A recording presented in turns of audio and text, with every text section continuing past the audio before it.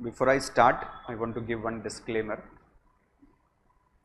सबसे पहले अपने दिमाग का फाइन ट्यूनिंग कर लो कि अभी जो हम पढ़ रहे हैं ना वो 12th स्टैंडर्ड नहीं पढ़ रहे हैं हम लोग. Your actual CA foundation study starts from today.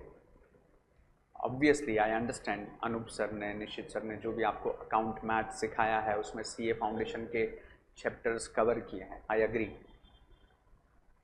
But that is still a part of your 12th standard, which got a continuation in CA foundation. But this subject is very separate and individual and independent, introduced at CA foundation level. So actual your CA foundation study starts from today. दूसरा चीज आपको ये मालूम होना चाहिए कि CA institute में जितने भी ऑल ओवर इंडिया में जितने भी स्टूडेंट एग्ज़ाम देते हैं और उसमें से जितने स्टूडेंट फेल होते हैं, जो फेल होते हैं उसमें मेजर 2 सब्जेक्ट का हाथ होता है. One is math, second is law. And उस मैथ एंड लॉ के बीच में भी अगर हम लोग रेशियो डिवाइड करेंगे then more than 65% student fails in law. So this is going to be tough for you. इसके लिए जब ये लेक्चर सुनने के लिए बैठोगे, be clear. Conceptual clarity is the key to success. इसको पढ़ने का अप्रोच टोटल अलग होना चाहिए. इसमें लिखना भी बहुत पड़ेगा आपको. अनफॉर्चुनेटली अपना जो बुक है वो क्वेश्चन आंसर के फॉर्म में नहीं है.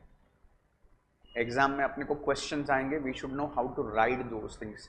So I have no other option but to dictate those question answers to you as and when the time arrives. So notebook is compulsory. आज भी मेरे को नोटबुक तो लगेगा, ठीक है. तो सबसे पहले ये समझ लेना कि आप CA फाउंडेशन जो प्रोफेशनल कोर्स जो होता है ना वो आप कर रहे हो. तो अभी आपका माइंड 12th में से निकाल के आप ये इतना क्लियर कर लो that you are into a professional studies today. Professional studies में दिस बिजनेस लॉ करके जो आपका सब्जेक्ट है उसमें I have to introduce this index to you first of all. CA foundation में एज आई सेड कि most of the student fails in law. Majority of the student जितने fail हुए होते हैं लॉ का कंट्रीब्यूशन उसमें सबसे ज़्यादा होता है. उसके 2 रीजन्स हैं. नंबर 1 रीज़न CA इंस्टीट्यूट का मॉड्यूल इतना हैवी है, वो ही कुछ 600-700 पेज के ऊपर का है. CA फाउंडेशन लेवल पे इतना पेपर इतना पेजेस देख के ही आधे लोग घबरा जाते हैं. Another worst thing is the language which is used. Of course the language is English, but the kind of English which is being used in business law is something different. अगर आपका English अच्छा नहीं है you will struggle in law. ये बात लिख के ले लो. So अगर लॉ में ग्रिप लाने का है आपको आपका इंग्लिश थोड़ा पॉलिश करना पड़ेगा. पॉलिश करने के लिए क्या करना दैट यू नो बेटर. अब उसके यूट्यूब पे गूगल पे उसके फ्री लेक्चर्स वीडियोस वगैरह आते हैं, वो आप देखो. जब मैं पढ़ा रहा हूँ आपको कोई सेंटेंस नहीं समझा, मेरे को 2 बार 3 बार उसका मतलब पूछो. ऐसे बहुत सारे वर्ड आएंगे जो आप लाइफ में फर्स्ट टाइम पढ़ रहे हो, उसको सर्कल करो, अंडरलाइन करो, उसका मीनिंग पूछो.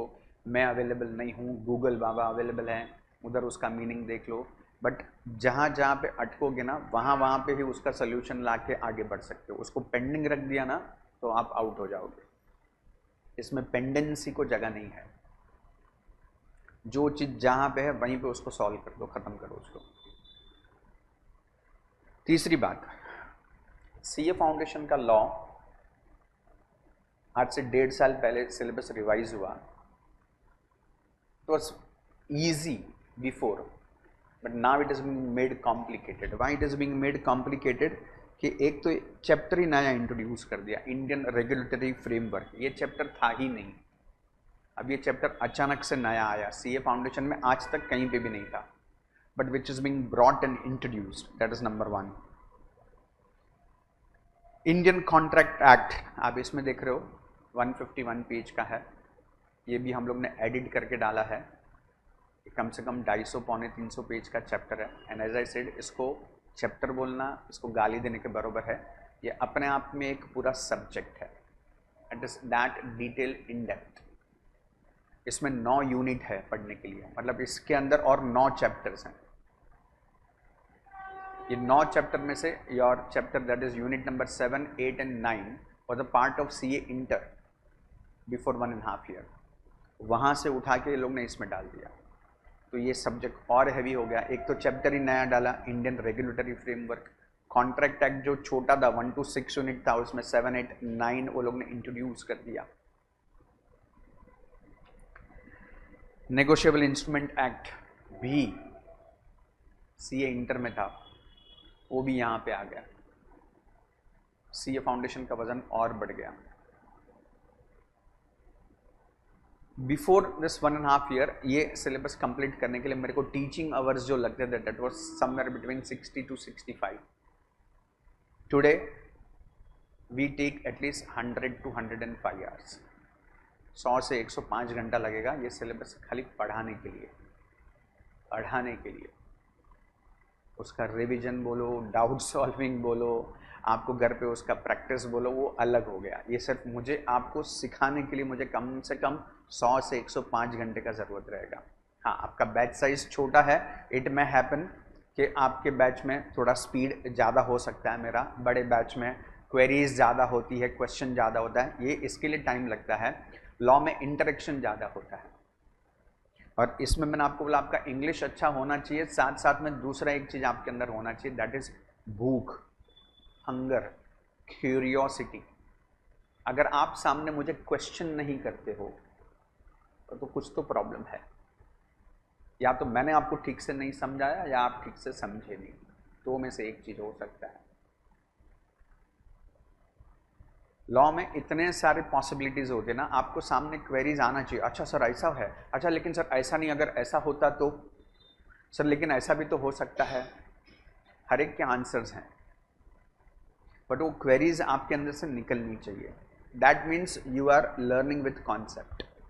अदरवाइज बाबा जी प्रवचन देके जाएंगे, आधे लोग सुनेंगे, आधे लोग फिजिकली प्रेजेंट रहेंगे, मेंटली कहीं और रहेंगे, बाद में बोलेंगे सर अभी हम लोग बोर हो गए हैं, ड्राई लग रहा है। God bless you. इसके अलावा मैं और कुछ नहीं बोल सकता आपको। मैं इसके लिए बोल रहा हूँ, मैं 5 मिनट से जो आपको समझाने की कोशिश कर रहा हूँ, पहले आपका दिमाग का फाइन ट्यूनिंग कर लो। अब आप 12th का लेक्चर में नहीं बैठे हो, आपका एक लेवल अप हुआ है। अब CA foundation is different league all together. आप भारत के करोड़ों स्टूडेंट में से आप एलीड क्लास हो जिसने प्रोफेशनल कोर्स CA सिलेक्ट किया है, और उसका actual study is starting here today. So be mindful, be watchful. So जितना भी लेक्चर है, attendance and attention is compulsory. Late मत आओ, लेट आने के बाद टाइम वेस्ट मत करो, अपने पास टाइम बहुत कम है। When I was sitting here, I was hearing you people, you were talking about कभी पढ़ाई करेंगे, कैसे पढ़ाई करेंगे, मार्च में पढ़ लेंगे, बाद में जनवरी फरवरी में देख लेंगे, देन समबडी सेड जैसे जैसे मिलेगा वैसे वैसे एडजस्ट करेंगे। You have to understand this. Your CA foundation, थोड़ा बहुत चार्टर्ड अकाउंटेंट बन रहे हैं ना हम लोग, चार्टर्ड अकाउंटेंट के पास जो प्लानिंग होता है ना, वो किसी और के पास नहीं हो सकता। वो फाइनेंशियल प्लानिंग करता है, उसका बेस आपका एकेडमिक प्लानिंग से शुरू होता है। आपका CA फाउंडेशन का जितना भी सिलेबस है ना, बीट अकाउंट और मैथ और इकोनॉमिक्स और लॉ, जो कुछ भी है, जितना मेरे को समझता है, it should get over teaching all lecture syllabus at professional academy should get over by latest by 15th of November, latest by 15th of November। उसका रीज़न बताता हूँ आपको। 15th नवंबर के बाद आपके कॉलेजेस में प्रीलियम शुरू हो चुके होंगे। इस बार दिवाली जल्दी है, अगर आप लोग को ध्यान नहीं तो बता दूँ, अराउंड 23 अक्टूबर को दिवाली है। मान के चलो 30 अक्टूबर के आसपास कॉलेज फिर से शुरू हो जाएंगे। ठीक है, आपको मुश्किल से 10, 12, 15 दिन का मुश्किल से मौका मिलेगा, 1-2 हफ्ते का। 15 नवंबर से आगे से प्रीलियम शुरू हो जाएंगे। दिसंबर में सेकंड प्रीलियम होगा। सेम में आप जो कोचिंग क्लास में आते हो, यहाँ पे भी नवंबर, दिसंबर, जनवरी में प्रीलियम्स वगैरह होंगे, डाउट सॉल्विंग, रिविजन वगैरह होगा आपका। सो दैट मीन्स आपको CA फाउंडेशन से निकल के you have to concentrate on your 12th board exam. तो CA फाउंडेशन आपको 15 नवंबर को तो छोड़ ही देना पड़ेगा। so that you can focus on your 12th. Your exam will start somewhere tentatively by 15th or 14th of February, tentatively. और ये आपका exam on a higher side will get over by 10th of March. आपका exam कभी है CA foundation का बताएगा कोई? 2 मई. अब 10th मार्च से 2 मई कितने दिन बचते हैं ईश्वर? 52 days इन प्रिसाइज. 52 days इन प्रिसाइज. तो 52 डेज में आपको क्या करना चाहिए? कुछ सिलेबस इनकम्प्लीट है वो हमको कंप्लीट करना चाहिए. Revision, doubt solving, prelims, paper पे प्रैक्टिस, वही सब होना चाहिए. मेरे हिसाब से 52 डेज भी कम होते हैं, बट चूंकि आपका 12th के साथ का जो आपका कनेक्टेड है, इसके लिए अपने को टाइम कम मिलता है. बट वो जो 52 डेज है वो गोल्डन डेज है आपके, जहाँ पे सिर्फ doubt solving, revision and paper practice. Most important if you ask me, it should be paper writing practice. Prelims ही होने चाहिए आपके कम से कम 5 प्रीलियम्स होने चाहिए, if not more 5 prelim you have to write at least, क्योंकि 4 पेपर ही है आपका, 4 सब्जेक्ट ही है. 20 पेपर तो लिख सकते हैं हम लोग आराम से. 52 डेज में वो 20 पेपर का प्रैक्टिस होना चाहिए प्रॉपर, कम से कम, with proper doubt solving revision. क्योंकि नवंबर तक जितना पढ़ा है, we are greatest human on this earth, right? Human memory is a short living memory. अभी जो मैं यहाँ पे प्रवचन दे रहा हूँ, जैसे क्लासरूम के बाहर जाएंगे 50% विल वाइप आउट. वो ह्यूमन नेचर है, ह्यूमन साइकोलॉजी, उसका कुछ नहीं कर सकते. लेकिन उसको फिर से रिकॉल करने का, रिकलेक्ट करने का, उसमें भी बीच में 12th का पढ़ाई करने का, उसमें अकाउंट और मैथ में तो दिक्कत नहीं आएगा, क्योंकि जब आप 12th का पढ़ाई कर रहे हो, सीए फाउंडेशन रिकॉल हो रहा है साथ साथ में, कनेक्टिविटी है. लॉ नहीं है. लॉ ही एक ऐसा इंडिपेंडेंट सब्जेक्ट है जिसका कनेक्शन 12th में किधर भी नहीं है. इकोनॉमिक्स भी है. इकोनॉमिक्स का वही डिमांड सप्लाई, ये सब चैप्टर वापस सीए फाउंडेशन में रिपीटेड है जो आपको 12th में है. Same is for account and math also. All chapters repeated in CA Foundation. 75% account, math and economics is there in CA Foundation. 80% rather. जो तकलीफ है वो लॉ में आने वाला है. And that's why people fail in law, because they concentrate on this 12th standard subjects only, majorly. इसको ध्यान नहीं दे पाते. And 15th नवंबर तक ये सिलेबस कंप्लीट करना. आप सोचो आपके पास नंबर ऑफ आवर्स कितने बचे हैं. कभी किसी ने कैलकुलेट किया? वही तो प्रॉब्लम है. मेरे हिसाब से आपका लॉ का लेक्चर्स भी लेट शुरू हुआ है. It should have started on 1st June. We are on 6th July today. Already 5 हफ्ता लेट चल रहे हैं हम लोग. तो ये 15th नवंबर तक कंप्लीट नहीं हुआ ना, the onus will be on you, not on us. You should demand extra lectures. अभी आप कॉलेज कितने लोग जाते हैं मेरे को बताओ? रेगुलर ऑल 6 days कॉलेज जाने वाले, ऑल 6 days जाते हो आप लोग? देन तो आई कांट हेल्प इट. मेरे हिसाब से you can sacrifice 2 days of college. And यहाँ पे बोलो जो सवेरे मॉर्निंग 7 to 10:30 के लेक्चर्स होते हैं, उसको 7 to 1 करें, of course with sufficient break in between.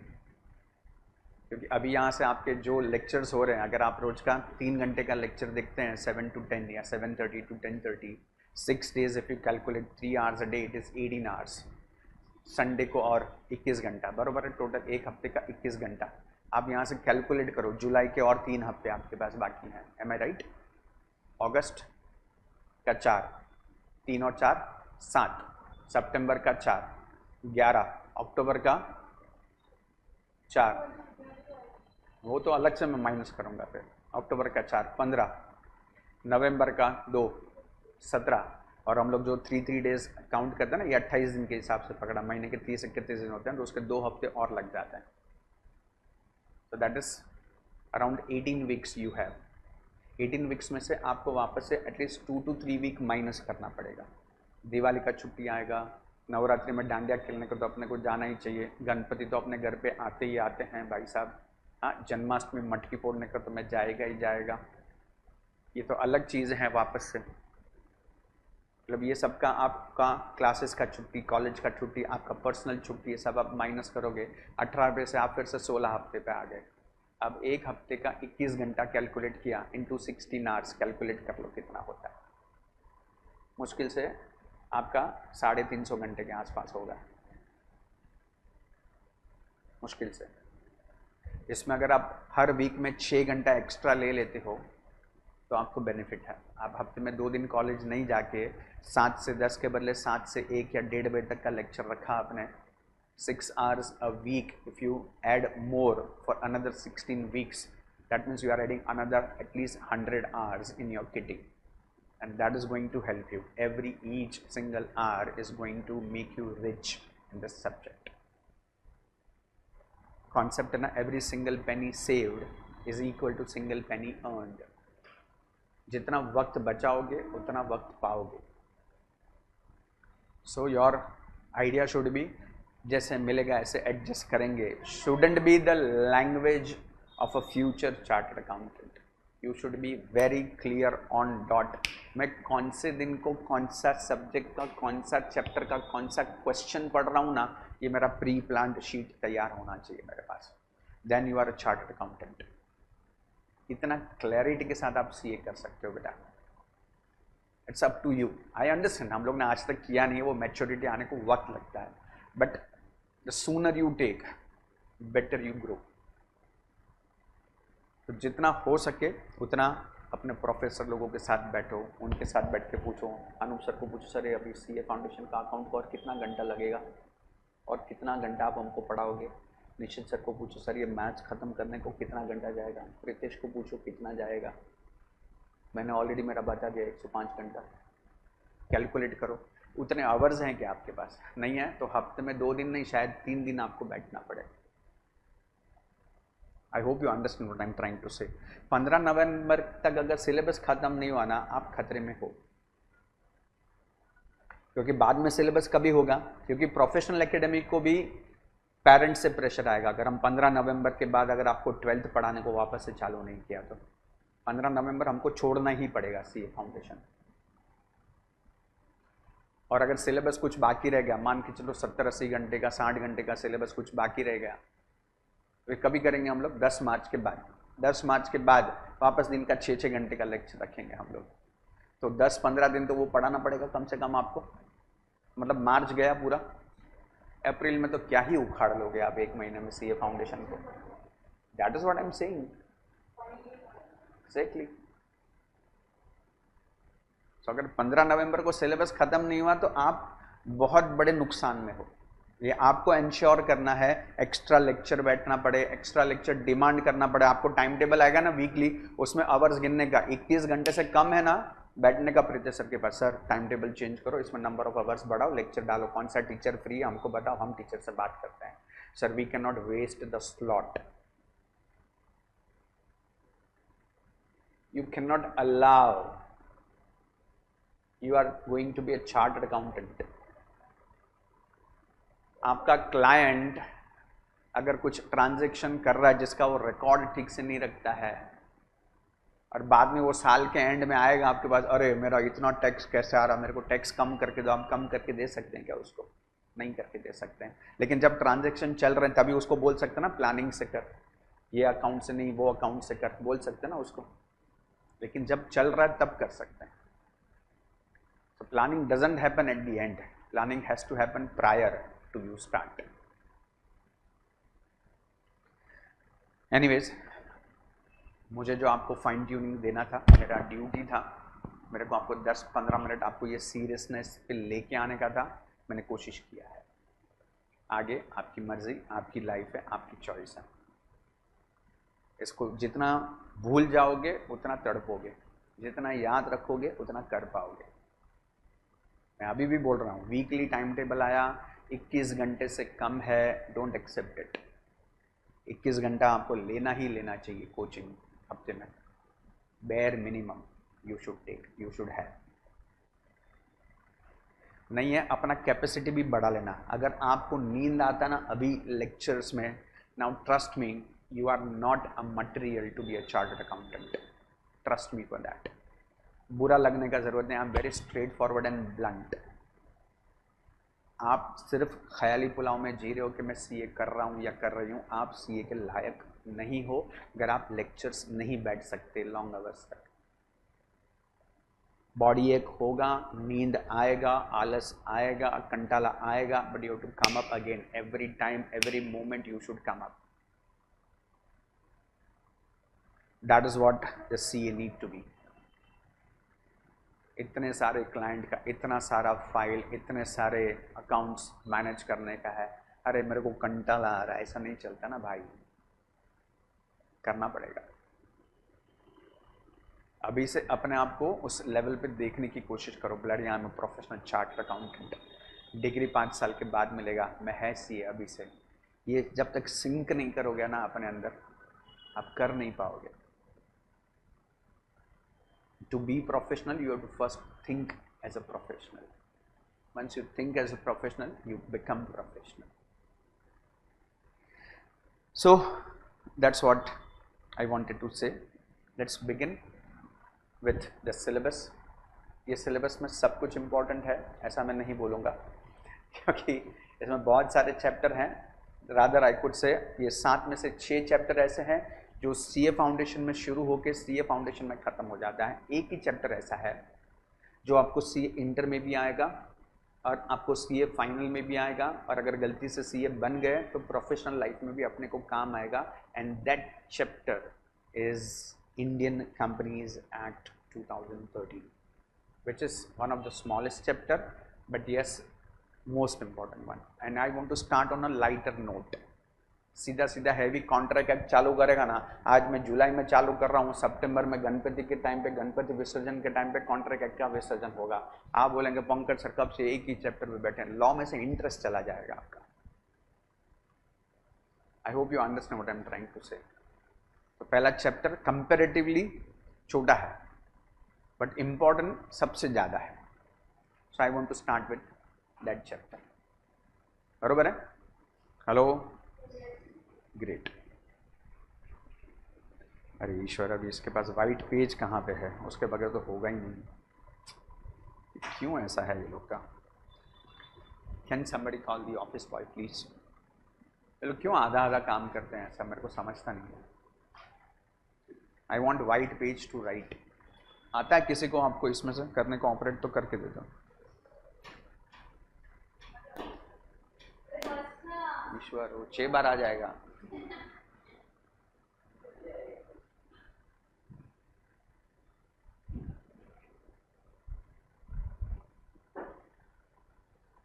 I generally don't take lectures on Sundays.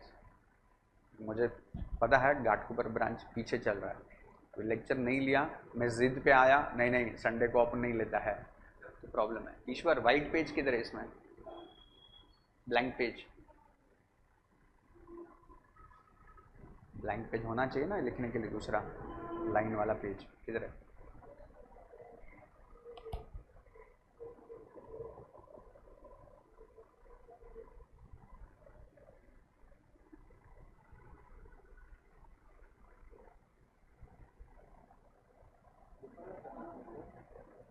लिखने के लिए देख रहा हूं तो नहीं है, वो तो बोल रहा हूँ। आप नहीं निकाला होगा तो बंद क्यों करेगा मैं?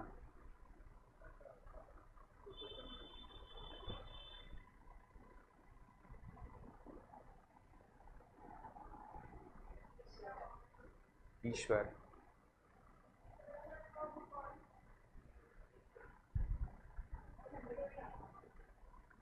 अरे but what is he doing, I don't understand. Actually ये लॉ का बुक भी he should have kept it ready before.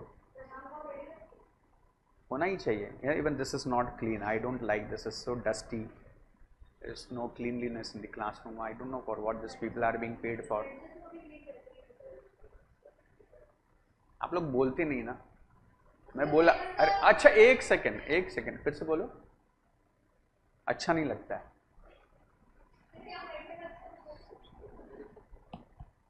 क्या ये?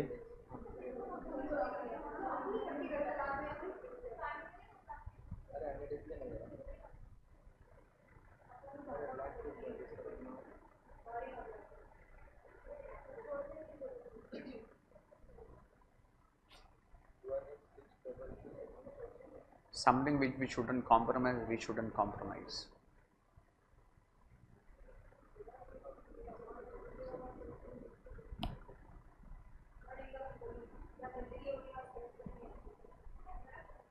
हम लोग बोलते हैं जहाँ पे सफाई नहीं वहाँ पे बरकत नहीं होता है.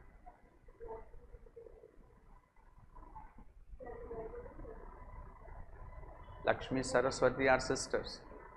लक्ष्मी नहीं है तो सरस्वती नहीं आएगा, सरस्वती नहीं है तो लक्ष्मी नहीं आएगा.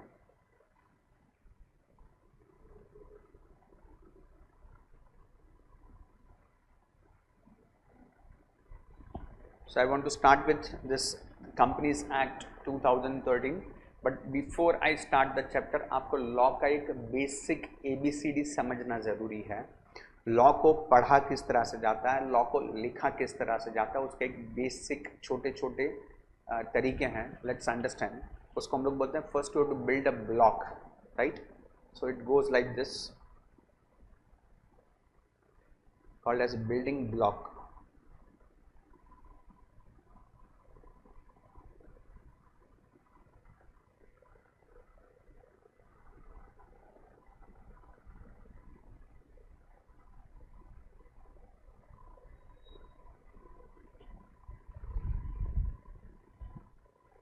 अब ये मैंने क्या लिखा ना, ये आपको पढ़ने को तकलीफ है. एक तो मेरा हैंड राइटिंग मस्त है एंड ऊपर से मैंने लिखा लॉ है, ठीक है. इसमें लिखा है 2, ब्रैकेट में लिखा है 20, उसके बाजू के ब्रैकेट में लिखा है A, और उसके बाजू में एक वापस से ब्रैकेट बना के उसमें रोमन में 2 लिखा हुआ है. बरोबर है. अब ये लॉ में इस तरह से लिखा होता है, इसको पढ़ने का किस तरह से होता है, यू अंडरस्टैंड दिस. इसको पढ़ते हैं, ये जो 2 है इसको बोलते हैं सेक्शन. क्या बोलते हैं इसको? सेक्शन 2. फिर ब्रैकेट में 20 है, उसको बोलते हैं सब सेक्शन. क्या बोलते हैं उसको? Sub section 20. और उसके बाजू में लिखा है A, उसको बोलते हैं क्लॉज, क्लॉज A. एंड उसके बाद में जो रोमन में 2 लिखा है उसको बोलते हैं सब क्लॉज. इस तरह से पढ़ा जाता है. कभी जब किसी के साथ बैठे हो तो ऐसा नहीं बोलने का 2 ब्रैकेट 20 ब्रैकेट A ब्रैकेट 2, ना इज्जत निकल जाएगा. लॉ का स्टूडेंट है ना, तो ये बोलने को पढ़ने को आना चाहिए. Section 2 clause 20 sub section 2 sub section 20 clause A sub clause 2, इस तरह से लिखा जाता है. अब इसका क्या मतलब है पहले वो भी समझ लो. ये इंटरनल पार्ट्स है. सेक्शन 2 फॉर एग्जांपल, मेरे को एग्जांपल में पुटअप करने का आई कैन से, समझो हम लोग ने प्रिंसिपल्स ऑफ मैनेजमेंट करके चैप्टर पढ़ा, राइट. अब प्रिंसिपल्स ऑफ मैनेजमेंट का चैप्टर पढ़ा, that is the heading principles of management. Yes और यस. अब तो प्रिंसिपल ऑफ मैनेजमेंट मतलब हम लोग क्या पढ़ रहे हैं? सेक्शन 2 पढ़ रहे हैं. उसके अंदर सब पढ़ेगा, प्रिंसिपल ऑफ मैनेजमेंट का पूरा चैप्टर पढ़ेगा. अभी उसमें अपने को एक चीज आता है 14 principle given by Henry Fayol. तो उस चैप्टर के अंदर सब पार्ट कौन सा है उसका? ओके, प्रिंसिपल्स ऑफ मैनेजमेंट में now we are studying Henry Fayol's 14 principles. अब 14 प्रिंसिपल में हम लोग ने एक प्रिंसिपल पढ़ा, principle of scalar chain. Principle of scalar chain पढ़ा, उसमें पता चला और 2 पॉइंट है, गैंग प्लैंक ब्रिज वगैरह सब उसके अंदर डिटेल है उसके अंदर का. तो ये इंटरनल एक एक करके हम लोग अंदर जा रहे हैं. आपको समझ में आ रहा? हेलो. सो सेक्शन 2 अपने आप में एक पूरा चैप्टर होता है. उस चैप्टर के यूनिट्स हैं, उस यूनिट के अंदर उसके सब पार्ट है, और सब पार्ट के अंदर सब पॉइंट्स होते हैं. क्लियर है? यही इतना बड़ा होता है. तो सेक्शन 2 बोलेगा तो पूरा 150 पेज करेगा खाली सेक्शन 2. फिर उसके अंदर उसके क्लॉज, फिर उसके सब क्लॉज. क्लियर है? बात समझ में आ रहा है? Sub section clause and sub clause पूरा अलग से होता है, तब जाके सेक्शन 2 कंप्लीट होगा. तो हम लोग को एक खाली बोलेगा सेक्शन 2 पढ़ने का है मतलब इतना पढ़ने का है. समझा के समझा? यस. उसमें और एक लैंग्वेज होता है. इसमें जो अपने को ना केस स्टडीज बहुत आएंगे ना. What is case studies? मतलब जो एक्चुअल कोर्ट केसेस हुए हैं उस कोर्ट केसेस में क्या था और उसका जजमेंट क्या आया। जो जजमेंट आता ना, that itself becomes kind of a law, क्योंकि सुप्रीम कोर्ट ने एक जजमेंट दे दिया ना, तो जजमेंट मतलब सबके लिए एप्लीकेबल हो जाता है, फिर बाकी सब केसेस में वो एप्लीकेबल हो जाता है। सिमिलर टाइप एक केस बॉम्बे में चल रहा है, बॉम्बे में सुप्रीम कोर्ट ने एक जजमेंट दे दिया उस केस के अंदर। नो, बैंगलोर में सिमिलर टाइप का केस चल रहा है, तो उधर का वकील ये जजमेंट को उसमें कोर्ट करेगा, उधर सीधा फैसला हो जाएगा। सो केसेस आर इंपॉर्टेंट। अपने को इसमें इस बुक में अराउंड 50-60 केस लॉज हैं इजीली, शायद ज़्यादा होंगे, 50-60 तो कम से कम है, मेरे को पता है। ठीक है, ये अपने को पढ़ने के, लेकिन ये पढ़ते कैसे हैं। For example Pankaj Mehta versus Preeti Zinta, ठीक है। पंकज मेहता ने प्रीति जिंटा के ऊपर केस किया है। जो केस करता है उसका नाम पहले आता है, जिसका नाम पहले होता है उसको लॉ की लैंग्वेज में बोलते हैं प्लेंटिफ। क्या बोलते हैं उसको? प्लेंटिफ। एंड जिसके ऊपर केस हुआ है उसको बोलते हैं डिफेंडेंट। क्या बोलते हैं उसको? मतलब मैंने कुछ चार्जेस लगाए, पंकज मेहता ने चार्जेस लगाया, प्रीति जिंटा ने मेरे को आंख मारी सर, पंकज मेहता ने केस किया प्रीति जिंटा पे। Now Pankaj Mehta filed a case, तो his name should be filed, he is a plaintiff, he filed a case. किस पे केस किया? Preeti Zinta. Preeti Zinta will have to defend, नहीं सर मैंने आंख नहीं मारा है, राइट। वो पंकज मेहता को हमेशा ऐसा लगता है कि मैं उसको आंख मारती हूँ, लेकिन मैंने कभी आंख नहीं मारा, but she has to defend and I have to prove कि उसने आंख मारा है। That is the case. Word which is important for you is the plaintiff and defendant. And आप जितने भी केस पढ़ोगे ना, बहुत सारे केसेस आएंगे इसमें अपने को, तो ये जो इस तरह से लिखा होगा mister so and so versus so and so, तो आपको वो केस का नाम पढ़ के आपको समझ में आना चाहिए कि किसने किस पे केस किया है। आई hope you understand this. Clear है? जिसका नाम फर्स्ट है उसने केस किया है दूसरे पे, जो फर्स्ट है इज कॉल्ड एज प्लेंटिफ। और ये प्लेंटिफ और डिफेंडेंट वर्ड एकदम कॉमन चीज, जब हम पढ़ेंगे तो आगे उसमें प्लेंटिफ करके दैट प्लेंटिफ हैज आर्ग्यूड, मतलब हु आर्ग्यूड, उसमें नाम नहीं लिखा रहेगा पूरा, फिर तो लिखा है प्लेंटिफ हैज आर्ग्यूड, मतलब the person who has filed a case has argued। and defendant, defendant मतलब जो उस केस के जिसके ऊपर केस हुआ है वो अपने आप को डिफेंड करेगा। इनकम टैक्स डिपार्टमेंट ने मेरे को नोटिस भेज दिया कि आपको इतना टैक्स भरना पड़ेगा, मैंने नहीं भरा, इनकम टैक्स डिपार्टमेंट ने मेरे पे केस कर दिया। So the IT department versus Pankaj Mehta, now they filed a case, now they will argue that I had to pay the tax but I am not paid and I will defend, sir मेरा tax बनता ही नहीं, मेरी कोई liability बनती नहीं है, वगैरह वगैरह वगैरह। But this way you should study. Clear है यहां से? हेलो?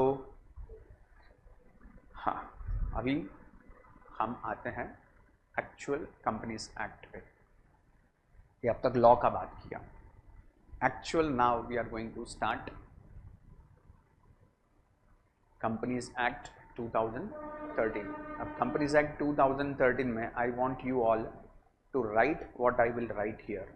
मैं बाद में आपको एक्सप्लेन करूंगा कि वो क्या है।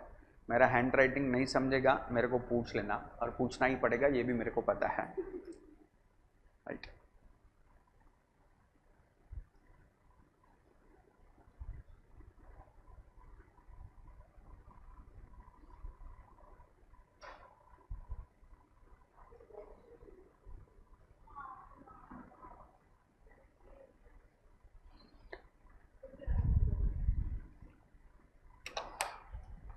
कंपनीज एक्ट में अराउंड 21 सेक्शंस हैं जो अपने को पढ़ने हैं। This 21 sections I am writing for you all, you have to write in the similar manner.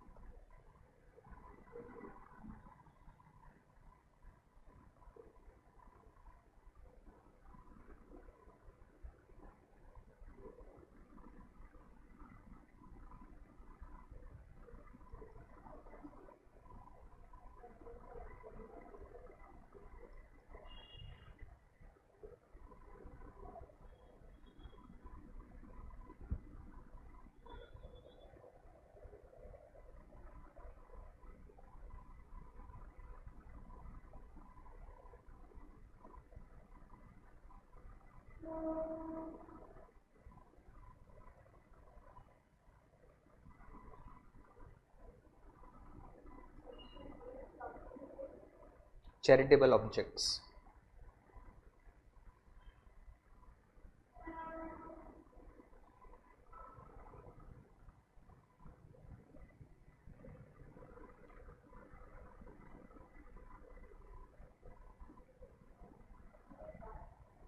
बोलिए। नहीं, मेरे को इसके ऊपर नहीं जमता है लिखने को। मेरे को जितना मोटा पेन होगा ना, ये पकड़ने को ही नहीं जमता है। और मेरे को मेरा सपोर्ट नहीं मिलेगा ना, ये ऐसे ऐसे करके लिखना पड़ता है, मेरा हाथ चलता ही नहीं है उसमें।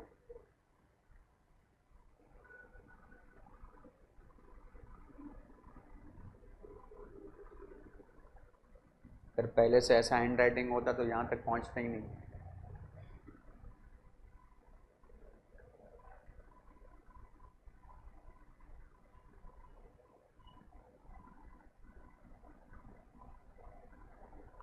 406 इज अ निधि कंपनी लिखा है, निधि।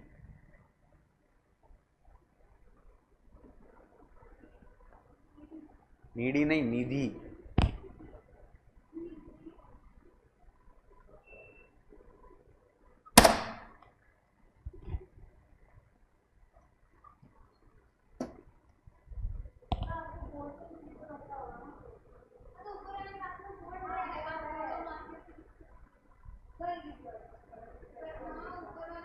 रिकॉर्डिंग में नहीं जाएगा ना वो, इसके लिए वो रिकॉर्डिंग में नहीं जाता ना।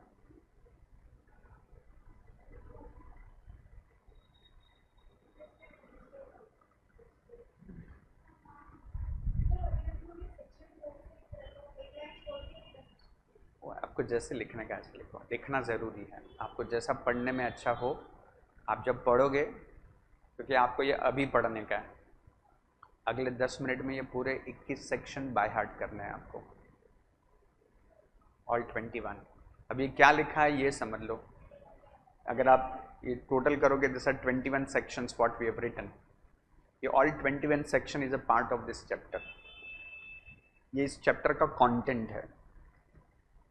इस चैप्टर में अपने को इन सब चीज़ों के बारे में डिटेल पढ़ने का है। क्लियर है? ये सब के बारे में पढ़ने का है, तब जाके ये चैप्टर कंप्लीट होगा। और इसके लिए जो भी हम पढ़ेंगे ना, उसका सेक्शन याद होना चाहिए अपने को कंपलसरी।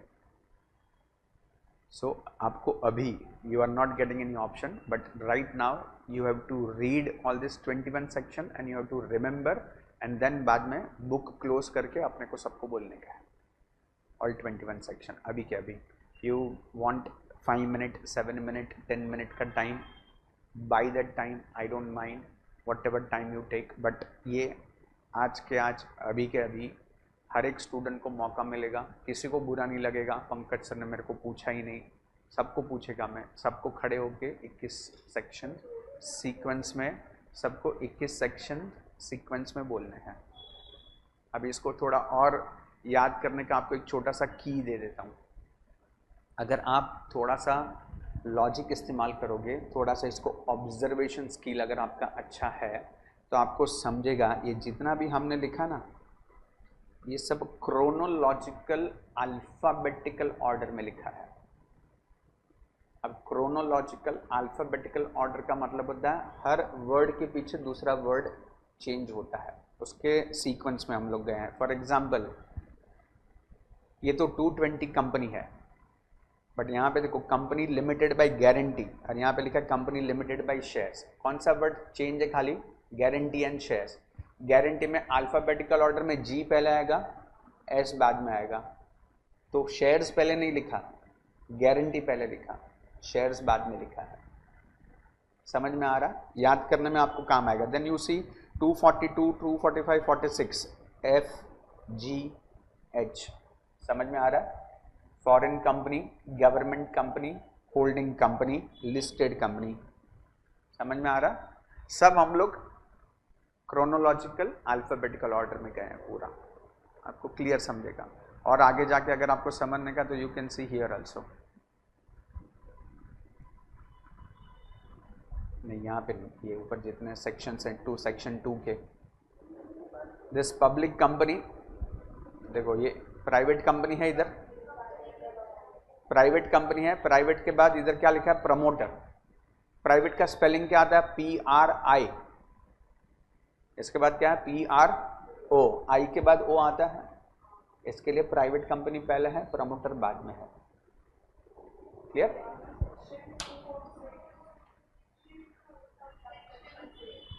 और हम तो खाली 21 पढ़ रहे हैं, इसमें ज़्यादा नहीं है, 470 सेक्शन है पूरे कंपनीज एक्ट में।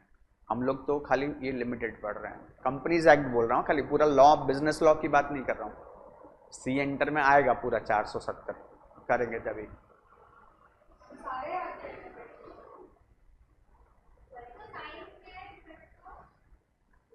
कौन सा? 9 इज इफेक्ट्स ऑफ रजिस्ट्रेशन। पढ़ लो, हाँ, कट टाइम स्टार्ट्स नाउ, पढ़ लो। MOA का फुल फॉर्म होता है मेमोरेंडम ऑफ एसोसिएशन। हाँ जी, मेमोरेंडम ऑफ एसोसिएशन। आप में से कोई SP स्टूडेंट नहीं है ना? ईश्वर, तो आपको मेमोरेंडम पता होना चाहिए क्या होता है। ईश्वर, गॉट इट। सोमया में तो ये है ना, जेसिका है ना, SP के लिए। She teaches SP also, she is a moderator of SP।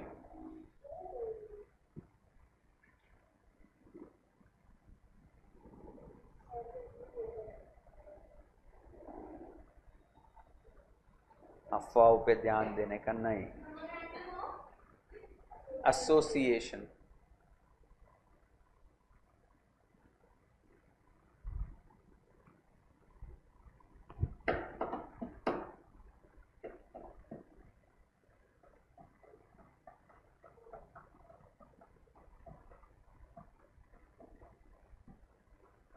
मैं 12:30 12:40 के बीच में एक ब्रेक देगा आपको 10 मिनट के लिए।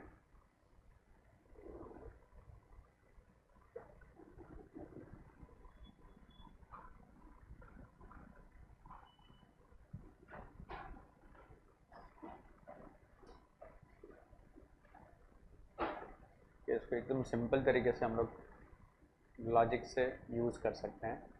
लास्ट के 6 सेक्शन छोड़ दो, तो ऊपर सब सेक्शन 2 वाले हैं, बराबर। 6 नीचे का निकाल दिया तो ऊपर बचेंगे 15। 15 आपको 5-5 का 3 ग्रुप करके कर लो, और नीचे का 6 का एक ग्रुप अलग रखो याद रखने के लिए, बराबर। सेक्शन 4, 7, 8, 9, 406, 455 वो सब अलग से कर सकते हैं हम लोग।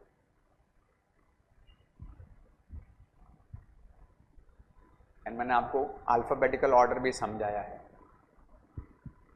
फर्स्ट तो सबको याद रहता ही रहता है कि एसोसिएट कंपनी है। उसके बाद मैंने ऑलरेडी आपको अल्फ़ाबेटिकल ऑर्डर का एग्जाम्पल दिया, company limited by guarantee, company limited by shares है।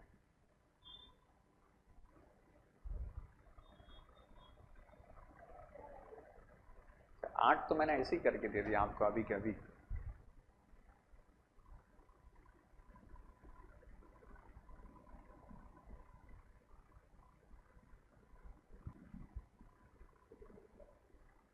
होगा होगा, ये दूसरा लेसन है, do it confidently. Again 12th के मोड में से निकलो, you are not ordinary student, feel confident. इसको उठा के फेंक देगा मैं अभी, ऐसा लग रहा है।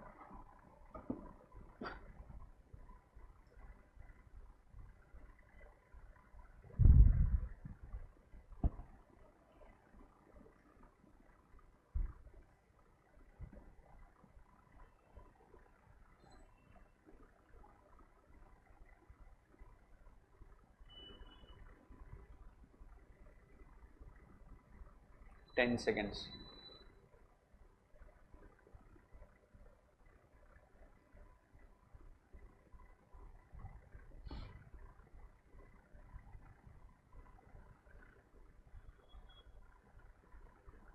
चलो चलो, टाइम अप। चाहिए और 2 मिनट, कोई ना नहीं बोलने वाला है। चलो लास्ट 2 मिनट फटाफट से।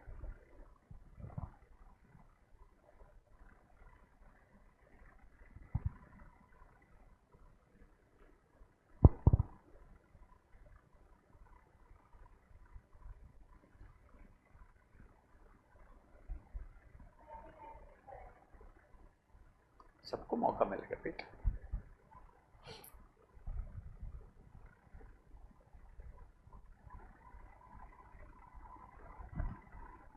2013 अब यहाँ से नॉन स्टॉप बाबा जी का प्रवचन चालू होएगा, पूरा 1 घंटा प्रवचन चलने वाला है। ध्यान से सुनना, ध्यान से समझने का, कुछ नहीं समझा तो पूछने का। Okay, let's understand. अभी इसमें कंपनी के चैप्टर के टाइटल में लिखा हुआ है 2013। Always you have to understand कि एक्ट के बाद अगर ईयर लिखा है तो इट सेज दैट उस साल में ये एक्ट बना है, बरोबर है। बट आपको ये मालूम होना चाहिए कि ये एक्ट 2013 में एक्चुअल में नहीं बना है, इसके पहले भी कंपनी एक्ट था। 2013 में इसको पूरा रीवैम्प मॉडिफाई करके चेंज किया गया है। इसके लिए इसको ऑल्टर किया है या मॉडिफाई किया नहीं बोल सकते, पूरा एक्ट नया बना है। बहुत सारी चीज़ें जो पहले नहीं थी, लेकिन वक्त के साथ अपने को चीज़ों को चेंज करना पड़ता है। 2013 के बाद ये सब चीज़ों को चेंज किया गया एंड बहुत सारी नई कंपनी, नए सेक्शंस, बहुत कुछ इंट्रोड्यूस किया गया इसमें।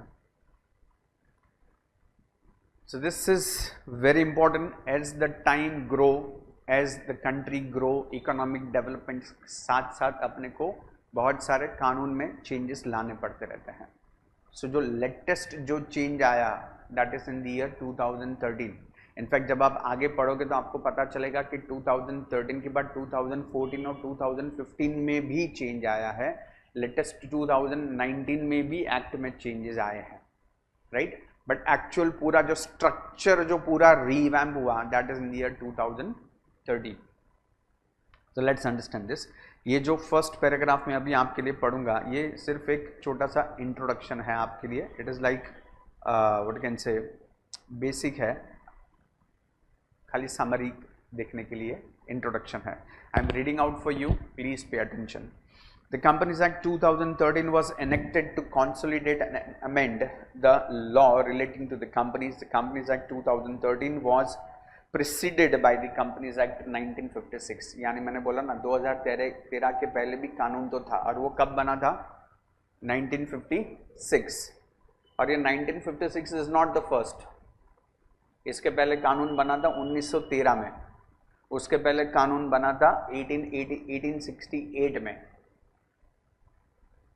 1882 में था, उसके पहले बना था एक्ट 1806 में। ब्रिटेन था, जब इंग्लैंड था अपने पे राज कर रहा था, वो लोग ऑफिशियली अच्छे से राज करते थे अपने पे। उनका पार्लियामेंट था, ऑफिशियल एक्ट वगैरह बनाते थे जो अपने को इम्प्लीमेंट होता था। फॉर एग्जांपल अभी इसमें लिखा है कंपनीज एक्ट 2013, तो 2013 के बाद जितनी कंपनीज हैं उनको सबको ये एप्लीकेबल है, लेकिन 2013 के पहले जितना कंपनी था उनको भी ये एक्ट एप्लीकेबल है। For example Reliance got registered in year 1973, तो वो कभी रजिस्टर्ड हुआ रहेगा? Under companies act 1956। ITC company का नाम सुना है? आईटीसी कंपनी मेरे ख्याल से वो भी 1906 में रजिस्टर्ड हुआ था। आईटीसी कंपनी क्या बनाता है? सिगरेट बनाता है, आशीर्वाद आटा करके आता है, बिंगो करके आता है, ये सब आईटीसी कंपनी बनाता है। ITC company got registered somewhere in year 1906, तो उनका रजिस्ट्रेशन कौन से एक्ट में हुआ होगा? Indian companies act 82, right. ये सब अलग अलग हैं। टाटा कंपनी बहुत पुराना है, टाटा कंपनी कुछ 1868 में हुआ था रजिस्टर्ड। तो ये सब पहले भी कंपनी एक्ट था, उस वक्त जो कानून लागू पड़ते थे वो उनको एप्लीकेबल थे। वक्त के साथ जब चेंज हुआ, टाटा कंपनी आज भी जिंदा है, रिलायंस कंपनी आज भी जिंदा है, उनको आज सारे नियम जो 2013 में लिखे हैं वो उनको एप्लीकेबल हो जाते हैं। क्लियर है? आपको डेफिनेशन में ये चीज ज़्यादा क्लियर होगा। Due to the changes in the national and international economic environment and to facilitate expansion and growth of our company, the central government decided to replace the Companies Act 1956 with a new legislation. The Companies Act 2013 contains 470 sections. मैंने बोला था ना कितने हैं? 470 section है only companies act में। The Companies Act 2013 contains 470 sections and 7 schedules.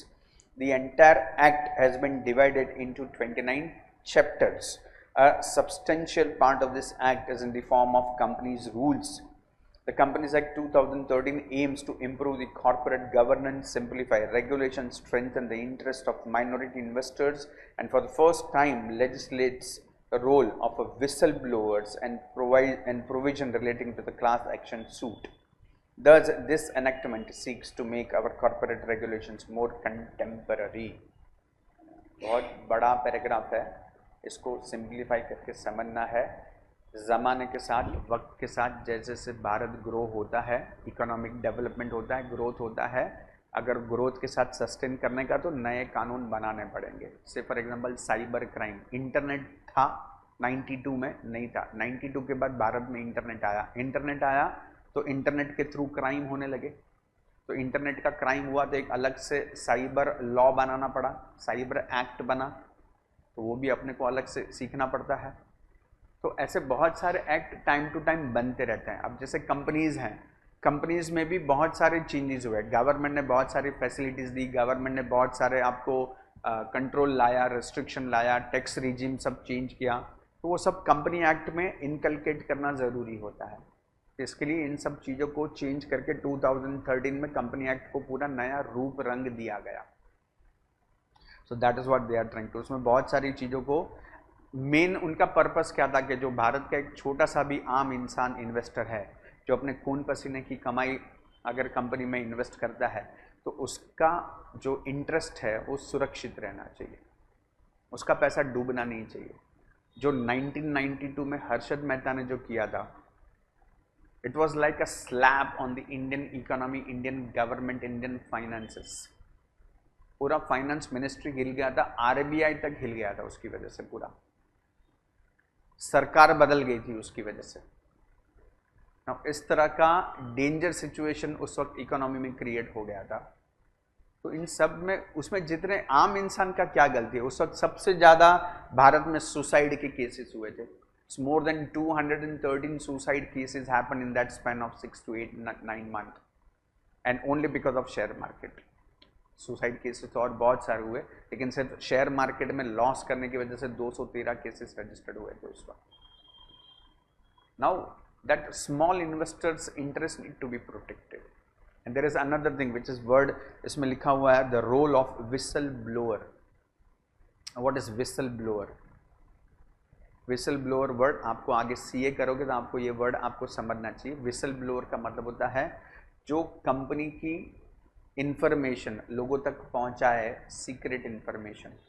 मतलब company में कुछ जोल चल रहा है, उस जोल को पब्लिक के सामने एक्सपोज करना. कंपनी का ही कोई आदमी ये जब चीज़ बाहर लेके आता है उसको बोलते हैं विसल ब्लोअर. विसल का मतलब होता है सीटी मारना, ब्लो करना. विसल ब्लो करना मतलब लोगों को अलर्ट कर देना कि मैं यहाँ पे विसल ब्लो कर रहा हूँ, समझो ये कंपनी में खतरा है. उसको भी प्रोटेक्ट करना जरूर, नहीं तो कोई इन्फॉर्मेशन देगा ही नहीं. और कंपनी में क्या चल रहा है ये कंपनी के अंदर के लोग ही जानते रहते हैं. तो कंपनी का अंदर का कोई आदमी अगर बाहर की पब्लिक को, अगर कंपनी में जो जोल चल रहा है उसके बारे में अगर अलर्ट करना चाहता है, तो वो अलर्ट कब कर पाएगा? जब उसको पता है कि कानून मेरे साथ है, मेरे को कुछ नहीं होगा अगर मैंने ये रिवील किया तो. कल को मेरे पे आ जाएगा ना, I am a part of company today. और कल को अगर मैंने ये विसल ब्लो किया तो बोलेगा तू नहीं किया है, मतलब लॉ भी मेरे को मेरा गला पकड़ेगा कि तू भी इसका हिस्सा है. जब मेरे साथ जाने अनजाने में मैंने वो गलती किया है, and then I am alerting people, then I should be protected. So ये सब चीज़ के लिए भी कानून बने. सो कंपनी एक्ट में इन सब चीज़ों को ज़्यादा ध्यान रखा गया. Now understand this applicability of the companies act 2013. ये किसको एप्लीकेबल है? कंपनीज एक्ट 2013 किसको एप्लीकेबल है? The provision of the act shall apply to the companies incorporated under this act और under any previous company law. मतलब जो भी नया कंपनी, आज आप नया कंपनी शुरू करोगे, आपका रजिस्ट्रेशन किसके अंडर में होगा? Under Indian companies act 2013. वहां से आपको लाइसेंस, रजिस्ट्रेशन, इनकॉर्पोरेशन सब करना पड़ेगा. सो यस, आपको ये रूल एप्लीकेबल है. एंड लिखा है companies incorporated under this act और under any previous company law. यानी कि जो 1956 के अंदर भी जो रजिस्ट्रेशन हुआ है उसको भी अब ये नया वाला कानून एप्लीकेबल हो जाएगा। For example Reliance company got registered in 1973, तो वो लोग किसके अंडर रजिस्ट्रेशन हुए होंगे? Companies act 1956।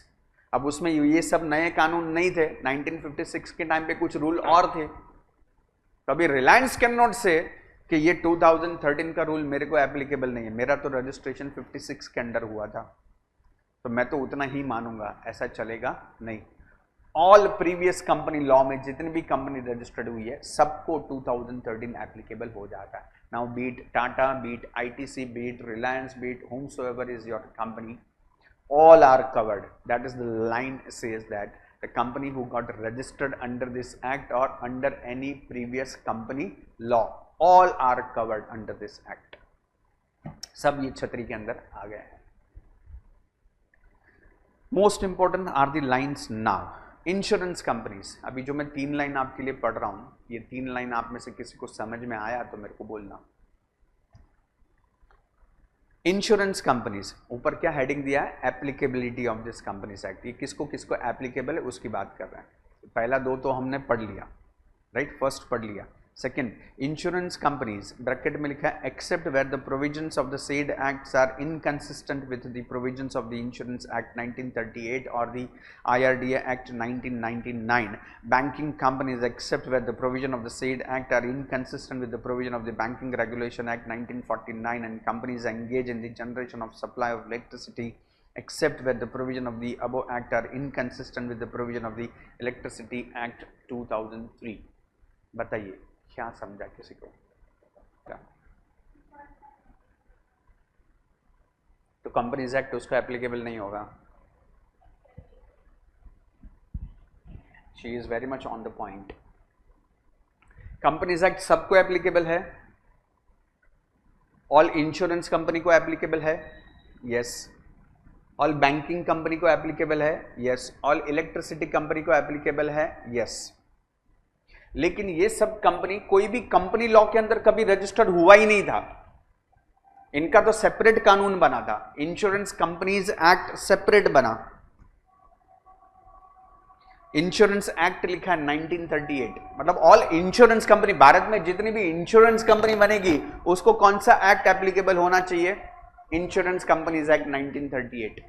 उसमें भी चेंज लाया 1999 में, that is IRDA, insurance regulatory and development authority करके आया। उन्होंने कुछ नए कानून बनाए तो ऑल इंश्योरेंस कंपनी को वो सब एप्लीकेबल हो गए। अभी 2013 में तुमने कंपनी एक्ट बनाया, बोला नहीं वो भी इंश्योरेंस कंपनी को एप्लीकेबल है। अभी इंश्योरेंस कंपनी कंफ्यूज नहीं हो जाएगा इसमें कि मैं इंश्योरेंस कंपनी एक्ट में जो लिखा है वो मानूं कि इंडियन कंपनीज एक्ट में लिखा है वो मानूं? बोलता नहीं दोनों मानना पड़ेगा। चलो दोनों मानते हैं, सब एप्लीकेबल है मेरे को, लेकिन कहीं पे अगर कुछ कॉन्ट्राडिक्शन हुआ, क्योंकि इतना बड़ा एक्ट बना है, हो सकता है कहीं पे कुछ ऐसी चीज हो जो बनाने के टाइम पे ध्यान में ना आया हो, लेकिन जब हम एक्चुअल उसका एप्लीकेशन करते हैं तब पता चला अरे इसी एक पर्टिकुलर चीज के बारे में कंपनी एक्ट में कुछ और करने को बोल रहे हैं, इंश्योरेंस कंपनी एक्ट कुछ और बोल रहा है ना। मैं अभी करूं क्या? As an insurance company what should I follow? मेरे को बोला दोनों फॉलो करो, लेकिन दोनों का स्टेटमेंट एक दूसरे को कॉन्ट्राडिक्ट कर रहा है, then what should I follow? In that case it is said that in that case you should follow your principal act. तो आपको इंश्योरेंस एक्ट का बात मानने का है। If there is a contradiction, that is what the word says, said act are inconsistent। inconsistent मतलब not in line, दोनों act same चीज बोलना चाहिए दरअसल में, लेकिन फिर भी अगर कोई ऐसी चीज हो जाती है जो ड्यू कोर्स ऑफ लाइफ में ऐसा हो सकता है, तो in that case whose talk you should listen. Mummy बोलता है ये करो, पापा बोलता है ये करो, किसका बात सुनने का? हाँ, बात समझ में आ रहा है? प्रिंसिपल। अभी फॉर एग्जांपल आंटी बोल रही है ऐसा करो, आंटी भी तो आंटी है ना, अंकल है, आंटी है, वो लोग भी अपना अच्छा सोचते हैं। Don't get personal. यहाँ पे इन जनरल है कि जो अपने एल्डर्स हैं they all will try to advisers, right, advice सबका सुनने का, लेकिन लग रहा है कि अंकल बोल रहे अरे चिंता नहीं करने का, ऐसा हैप्पी गो लकी लाइफ, ऐसा ज़्यादा टेंशन नहीं लेने का लाइफ में, एंड मम्मी पापा बोल रहे हैं you should be serious in your life now, right. अभी अपन कंफ्यूज हो रहा है सीरियस रहूं क्या ऐसा हैप्पी गो लकी रहूं, देन प्रिंसिपल का बात सुनने का, कभी अंकल आंटी को इग्नोर करने का, कॉन्ट्राडिक्शन है तो इग्नोर करने का, कॉन्ट्राडिक्शन है तो इग्नोर करने का, सुनना दोनों का है अदरवाइज, लेकिन जो चीज ये बोल रहे हैं ये चीज इसके साथ पूरा कॉन्ट्राडिक्शन हो रहा है, इन दैट केस आउटसाइडर को आउट करो, प्रिंसिपल का बात सुनने का। क्लियर? ऐसे 3 कंपनी को ये एप्लीकेबल होता है, insurance company, banking and electricity, इनके अपने अलग से एक्ट बने हुए हैं। For example Indian railways, Indian railway भी कंपनी है, लेकिन इंडियन रेलवे का रजिस्ट्रेशन हुआ है सेपरेट, पार्लियामेंट में एक्ट बना इंडियन रेलवेज एक्ट करके। अब ये इंडियन रेलवेज एक्ट जो अलग से बना वो एप्लीकेबल है इंडियन रेलवे को, प्लस इंडियन कंपनीज एक्ट के भी रूल एप्लीकेबल है, लेकिन कहीं पे कुछ कॉन्ट्राडिक्शंस हो सकते हैं। So in that case, they do not have to follow Indian Companies Act. In that case, you have to follow Indian Railways Act. So that is what they are trying to say. So 3 है, एक है insurance company, दूसरा है banking company and तीसरा है electricity.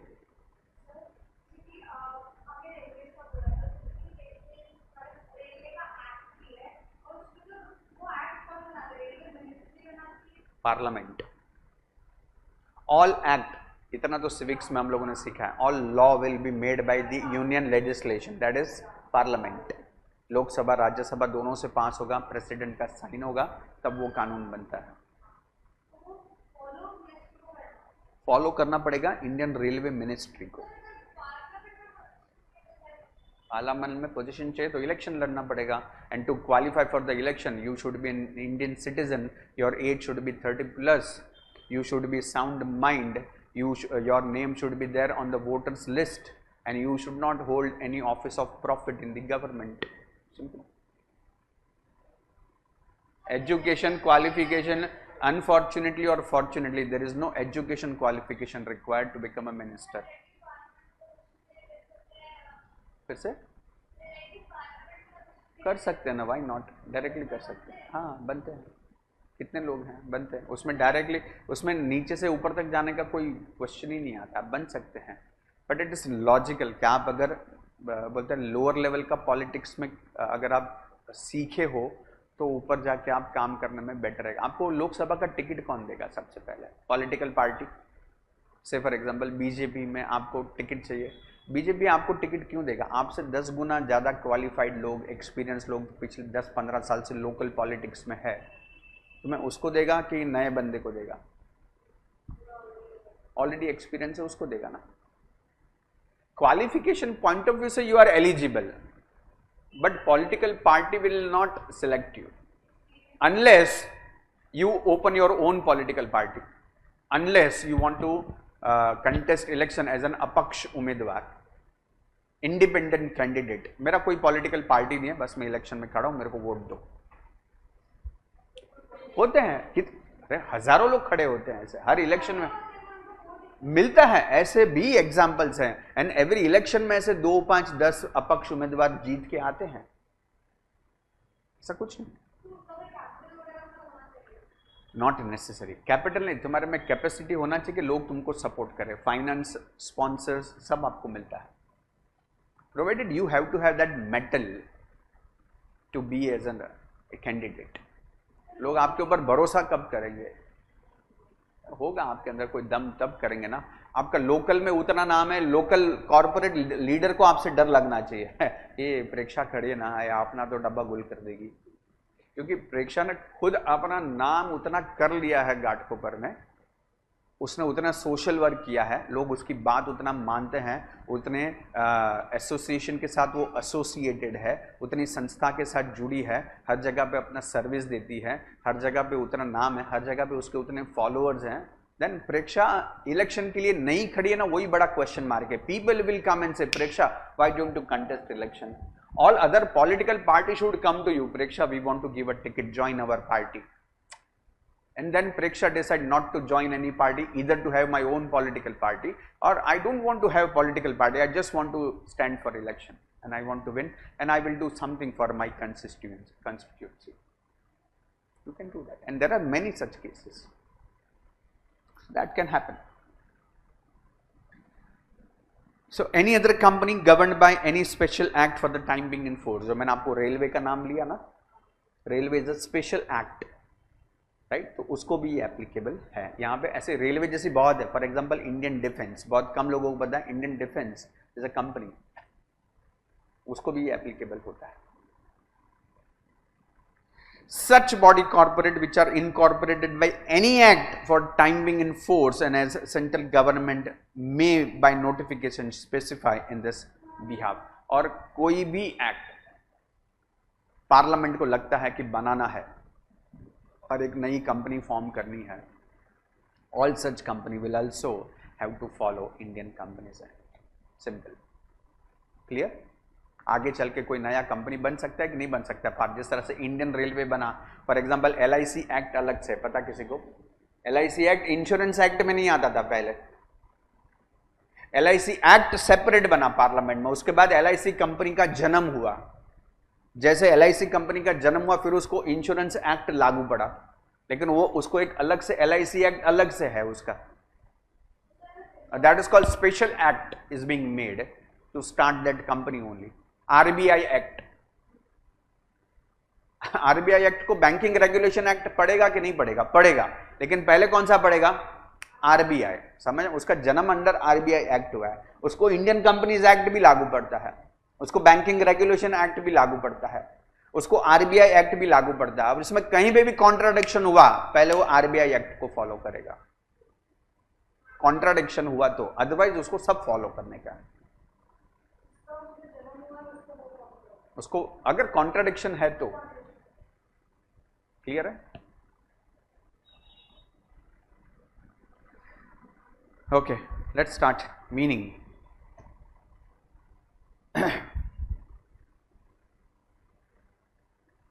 Professor हैनी ने एक डेफिनेशन दिया है कंपनी का। हम लोगों ने हैने हैने हैने बोलते हैं, हैने, प्रोफेसर हैने, हम लोग ने 11th स्टैंडर्ड में पढ़ा था जॉइंट स्टॉक कंपनी, याद है किसी को? फॉर्म्स ऑफ बिजनेस ऑर्गेनाइजेशन करके चैप्टर था, मैंने बोला था it's not a one chapter, it's a bundle of 5 chapter. Sole trading, concern, partnership, firm, joint in the family, cooperative society and joint stock company उसके अंदर आता था। उस जॉइंट स्टॉक कंपनी के बारे में हम पढ़ रहे हैं, सेक्शन 2 क्लॉज 20। क्या है? कंपनी बोलेगा तो कौन सा कंपनी? Joint stock company. समझा कि समझा? यस। सो उसका एक डेफिनेशन दिया था प्रोफेसर ने, डेफिनेशन प्रोफेसर का दिया हुआ है, लॉ का डेफिनेशन अलग है। हम लोग पहले प्रोफेसर का डेफिनेशन पढ़ते हैं। A company is an incorporated association which is an artificial person created by law having separate entity with a perpetual succession and a common seal. ये सब आता था, याद है सबको? 10 फीचर थे जॉइंट स्टॉक कंपनी के, याद है? कुछ याद नहीं रहेगा किसी को, क्यों याद रखेंगे हम लोग भाई, ज़रूरत ही क्या है, पढ़ा ही नहीं था हम लोगों ने।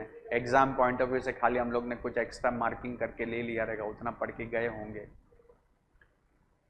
प्रॉब्लम है लाइफ में, अभी आपको आज का लेक्चर में प्रॉब्लम आएगा उसकी वजह से। एग्जैक्टली सब आएगा, यस। लिमिटेड लायबिलिटी था, राइट, वॉलंटरी एसोसिएशन था, परपेचुअल सक्सेशन था, कॉमन सील था, वगैरह वगैरह वगैरह, लिमिटेड लायबिलिटी था, राइट। ये सब अभी ये बुक में आएगा आपको, ये सारे फीचर 12 थे, इसमें अपने को 5 ही फीचर पढ़ने का है। ये लॉ में 5 फीचर दिए हैं आपको। अब एक्चुअल डेफिनेशन पढ़ते हैं। What is the definition given by law? Companies act में कंपनी का क्या डेफिनेशन लिखा है? Section 2 clause 20 companies act 2013 defines the term company. Company means a company. Now you have to be very careful in understanding this. Company means a company which is incorporated under this act or under any previous company law. जो मैं पहले आपको बता चुका ये चीज, बराबर है। इसके अंडरस्टैंडिंग में हम लोगों ने पहले पढ़ लिया था। लेकिन ये ऑफिशियल डेफिनेशन है under section 2 clause 20. Company means a company which is incorporated under this act और under any previous company law. मतलब जो भी कंपनी 2013 कंपनी एक्ट के अंदर रजिस्टर्ड है उन सबको हम कंपनी बोलेंगे. और जो कंपनी इसके पहले जितने प्रीवियस कंपनी लॉ थे उसमें रजिस्टर्ड हुई थी वो भी कंपनी मानी जाएगी. तो all companies of India are covered under this one single line of section 2 clause 20 called as company. समझा कि समझा? यस और yes. Coming to the main part, features of the company. आपको इसमें मेजर 5 फीचर के बारे में पढ़ना है. सेपरेट लीगल एंटिटी, उसके बाद आपको आता है perpetual succession, limited liability, artificial person and common C.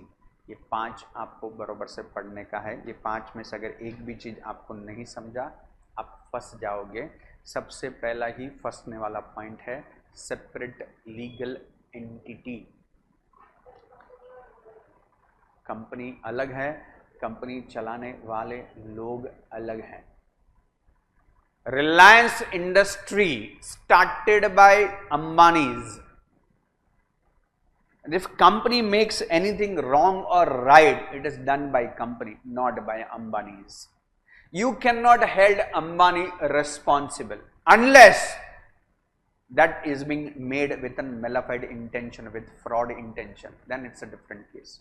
Otherwise he is trying to do best for the company, for the betterment of the company, for the growth and development of the company. I mean, certain decision goes haywire, certain decision goes wrong and company makes loss, company makes huge loss, that company goes into liquidation.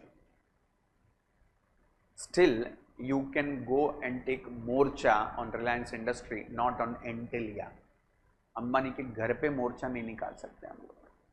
Ambani का collar पकड़ के उसको हम लोग जिम्मेदार नहीं ठहरा सकते. Company is different than its owners. Company is a separate legal entity. कानून में उसका जन्म होता है. आपको थोड़ा प्रोसेस समझा दूं क्योंकि आगे चल के ये भी सब अपने को आना ही आना है इसी चैप्टर के अंदर. For example, you want to start your own company. Pankaj Mehta want to start Pankaj Mehta company. Then Pankaj Mehta have to go through certain legal procedure, documentation, legal paperwork and everything. And then I will go to the government company registrar के पास जाके मैं वो सब certificate वगैरह दूंगा मेरा registration कराने के लिए. सब जांचने परखने के बाद मेरे को गवर्नमेंट परमिशन देगा. ओके, मेरे को परमिशन दिया मतलब क्या देगा? एक कागज का टुकड़ा देगा, एक सर्टिफिकेट देगा. उस सर्टिफिकेट को बोलते हैं सर्टिफिकेट ऑफ इनकॉर्पोरेशन. क्या बोलते हैं उसको? उस certificate of incorporation is like a birth certificate of the company. उसमें जो वर्ड लिखे होते हैं वो कुछ इस तरह से लिखा होगा that messrs Pankaj Mehta and company is incorporated under the Indian companies act 2013. आपका बर्थ सर्टिफिकेट में ना देखो 3 चीज लिखा रहता है. एक ऑब्वियसली आपका नाम जो आपको सर्टिफाई करता है कि आपका ये नाम है ना. अदरवाइज आप प्रूव कैसे करोगे कि मेरा ये नाम है इन योर बर्थ सर्टिफिकेट. दूसरा, आपको जन्म किसने दिया? आपके मम्मी पापा का नाम उसमें होना चाहिए. आप किसके बेटे हो, किसकी बेटी हो, तो उसमें आएगा. And most important is the date of birth. किस तारीख को आपका जन्म हुआ. ये 3 चीज तो कंपलसरी होता ही होता है. सेम वे कंपनी का बर्थ सर्टिफिकेट है, सर्टिफिकेट ऑफ इनकॉर्पोरेशन जो है उसमें ये 3 चीज लिखा होगा that this is to certify that messrs Pankaj Mehta and company got incorporated under the Indian companies act 2013. Got incorporated मतलब गॉट रजिस्टर्ड. गॉट रजिस्टर्ड मतलब गॉट बर्थ, जन्म हुआ. Under the Indian companies act 2013 मतलब इसके मम्मी पापा कौन है? Indian companies act 2013 ने इसको जन्म दिया है. आगे सेंटेंस कंटिन्यू होगा. एज ऑन 5 मई 2022. कभी जन्म हुआ? 5 मई 2022 को. उस दिन से ये कंपनी का जन्म हुआ. किसने चालू किया? पंकज मेहता ने, but Pankaj Mehta is now a different person. Pankaj Mehta and company is a different legal artificial person created by law having a separate legal entity. Entity का मतलब होता है अस्तित्व. मेरा अस्तित्व as a human body is different than company का अस्तित्व. Sir समझा नहीं. अरे ईश्वर, तेरा बैंक अकाउंट है, कंपनी का भी बैंक अकाउंट हो सकता है. अरे तू कोई चीज खरीदेगा बेचेगा, एग्रीमेंट तेरे नाम पे करेगा कि नहीं करेगा? अपने नाम पे चीजों को खरीद सकता है, बेच सकता है. कंपनी के नाम पे भी चीजें खरीदे और बेची जा सकती है. अरे मैं किसी के ऊपर केस कर सकता हूं, कंपनी भी किसी के ऊपर केस कर सकता है. अरे मेरे पे किसी ने केस कर दिया, कंपनी के ऊपर भी केस हो सकता है. 4-5 चीज ह्यूमन बॉडी की छोड़ के आपको जितने एडवांटेज हैं वो सारे के सारे advantage given to the company as a legal person.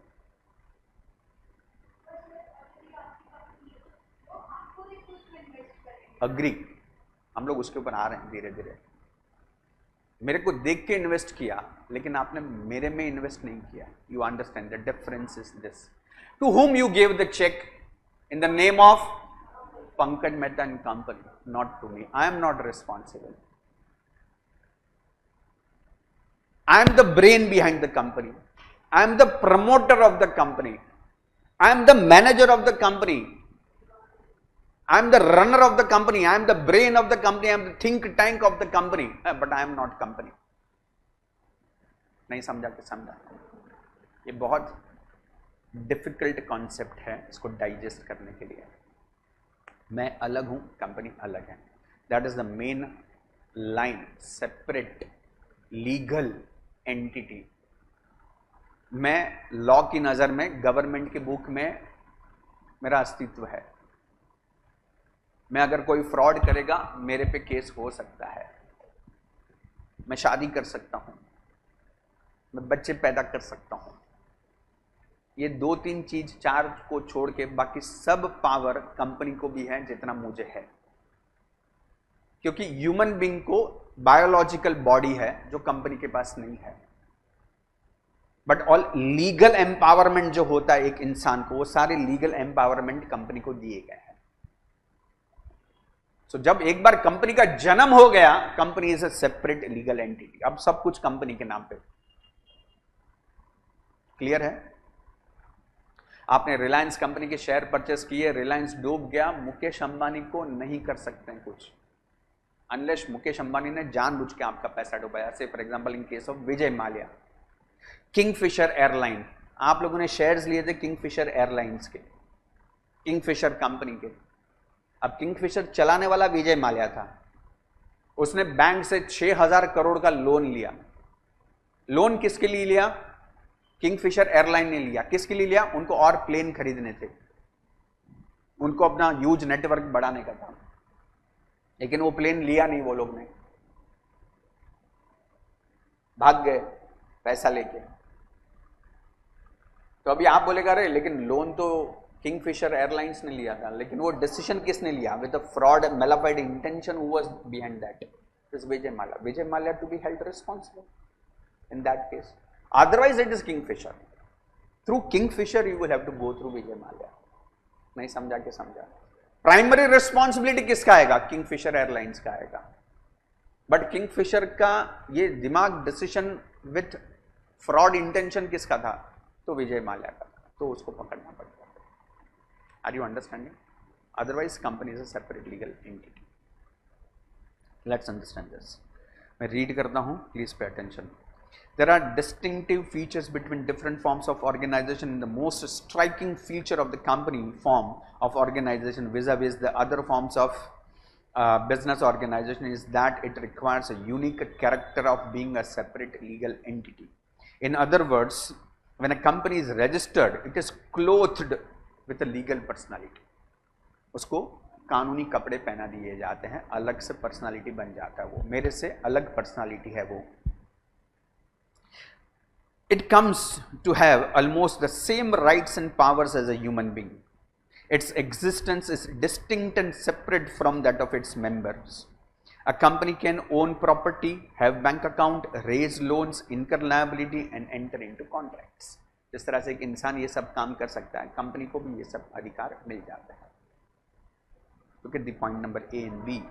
It is at law a person which is different from the subscriber to the memorandum of association. Its personality is distinct and separate from the personality of those who compose it.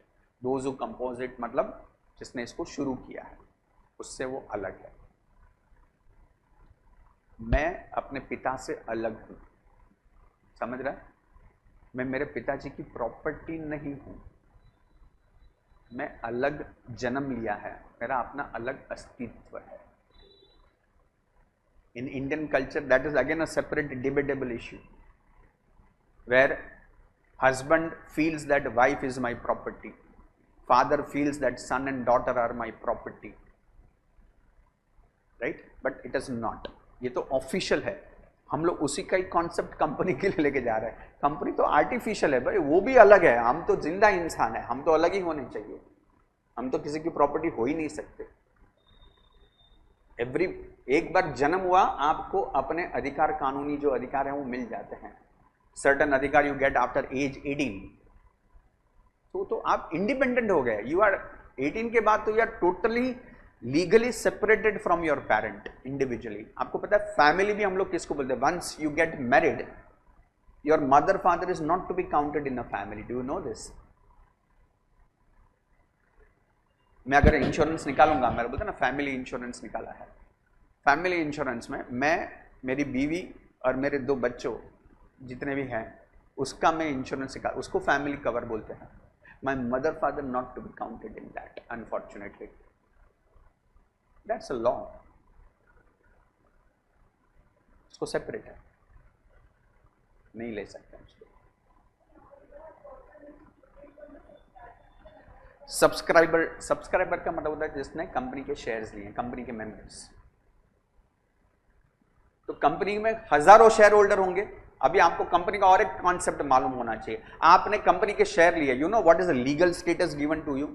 You are the co owner of the company. You are the owner of the company. अलग अलग नाम दिए. You are a member of the company, you are the owner of the company, you are the co-owner of the company. Still, you have no right on company. आपके पैसे से company चल रहा है. बोली मैं मालिक है इस कंपनी का. आप मालिक हो, लेकिन कंपनी आपसे अलग है. कंपनी के एसेट्स के ऊपर आपका कोई अधिकार नहीं है, कंपनी के ऊपर आपका अधिकार है. आप दोनों चीज में बहुत फर्क है अगर इसको समझेगा तो. कंपनी के एसेट्स के ऊपर आपका अधिकार नहीं है कोई भी. आप कंपनी के मालिक हो. एज अ मालिक वापस से आपको लॉ ने कुछ अधिकार दिए हैं. That as an owner, as a member, as a share holder you have certain rights. Again that right doesn't give a right to you on the property of the company, on the assets of the company. वो that right is not given to you. तो ये शब्दों का खेल है. You are the owner but you are not the owner of the assets of the company. Clear है? Yes. कौन बेच सकता है? आपने मेरी कंपनी में, पंकज मेहता इन कंपनी में आपने इन्वेस्ट किया. जब आपने इन्वेस्ट किया, लॉ आपको एक टैग देगा that you are a member of the company, you are a share holder of the company, so you are the owner of the company. बरोबर है? अब आपने 1 लाख रुपए के शेयर परचेस किए थे. You have given 1 lakh rupees to company. Now after certain days, certain month and year, you said अरे मेरे को मजा नहीं आ रहा है पंकज मेहता कंपनी. पंकज मेहता एक काम करो, या आपके शेयर वापस ले लो, मेरे को मेरा 1 लाख वापस दे दो. Sorry, company will say sorry, मैं आपको जानता नहीं, मेरे पास आना नहीं, शक्ल बताना नहीं. क्यों? आप मेरे कुछ भी लगते नहीं, आप सिर्फ मेंबर हो. आपको आपका पैसा चाहिए. एक बार आपकी जेब से पैसा निकल के मेरी जेब में आ गया, मेरी मतलब कंपनी की जेब में आ गया, वो पैसा कंपनी का हो गया, आपका रहा नहीं. हाँ, आपके पास जो कागज का टुकड़ा है, शेयर सर्टिफिकेट, आप मार्केट में जाके बेच दो. मार्केट में लेन देन होते रहता है, कोई ना कोई खरीद लेगा. लेकिन मेरे पास मांगने को आना नहीं. फाउंडर बेच सकता है. एक मिनट में बताता हूं. फाउंडर बेच सकता है. मतलब फाउंडर मतलब कौन आपके हिसाब से? जिसने कंपनी शुरू किया, बरोबर है। अब उसके बाद डिसीजन मेकिंग पावर होना चाहिए कि नहीं होना चाहिए? फाउंडर मतलब having more than 51% shares of the company, तो आपके पास डिसीजन मेकिंग पावर है। 51 से नीचे है तो डिसीजन मेकिंग पावर भी नहीं है आपके पास, तो बेच सकते हैं आप, लेकिन वो नहीं है। समटाइम फाउंडर के शेयर्स मिनिमाइज हो जाते हैं, बहुत से कम लोगों को पता है। माइक्रोसॉफ्ट किसने चालू किया बताओ?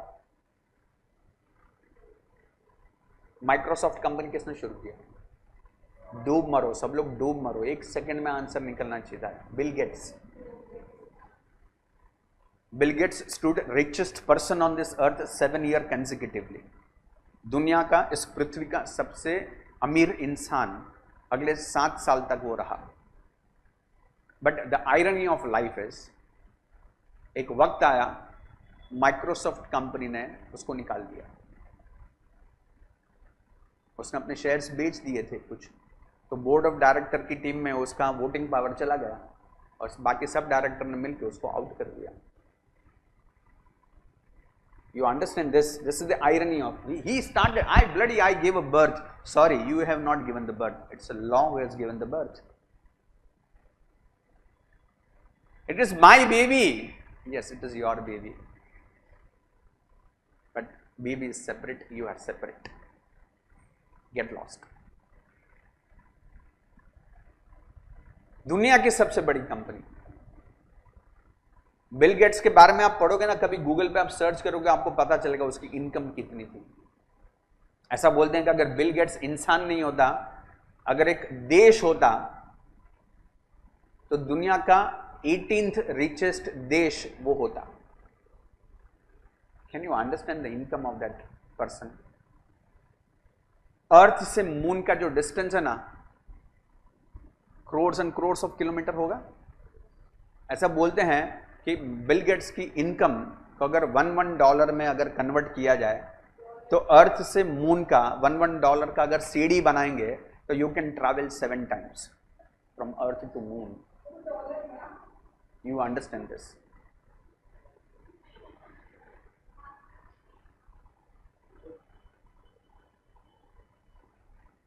पूरे वर्ल्ड का जितना पॉपुलेशन है ना, पूरे वर्ल्ड के पॉपुलेशन को, हर इंसान को अगर आप बिल गेट्स की इनकम में से अगर $10 दे दोगे ना, still he will be the richest person on this earth. You understand what kind of income he might be having?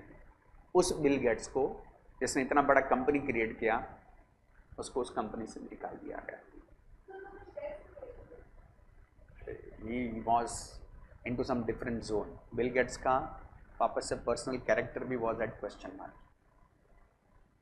I don't want to get into that, but वो अलग है। आज के डेट में वो चैरिटेबल ऑर्गेनाइजेशंस चला रहा है करोड़ों अरबों रुपए का। मतलब उसने 97% of his income he did a philanthropy. Philanthropy का मतलब समझते हो? चैरिटी दे दिया। 97% of income, after charitying 97% of income, he was the second richest person on this earth. You have to understand this.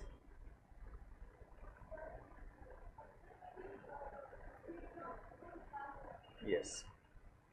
लेकिन तभी तो उतना बड़ा कंपनी नहीं था ये। स्टीव जॉब्स को निकालने के बाद स्टीव जॉब ने अपना चालू किया ना, Apple, and that has created history. आज माइक्रोसॉफ्ट उसमें मर गया एप्पल की वजह से।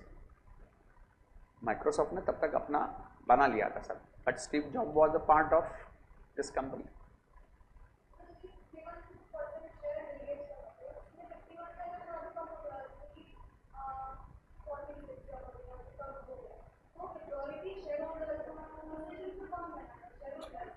आप मेरे को बोलो ना, 100 लोग बैठे हैं, 51 आपके पास है, हम सबके पास मिलके 49 है।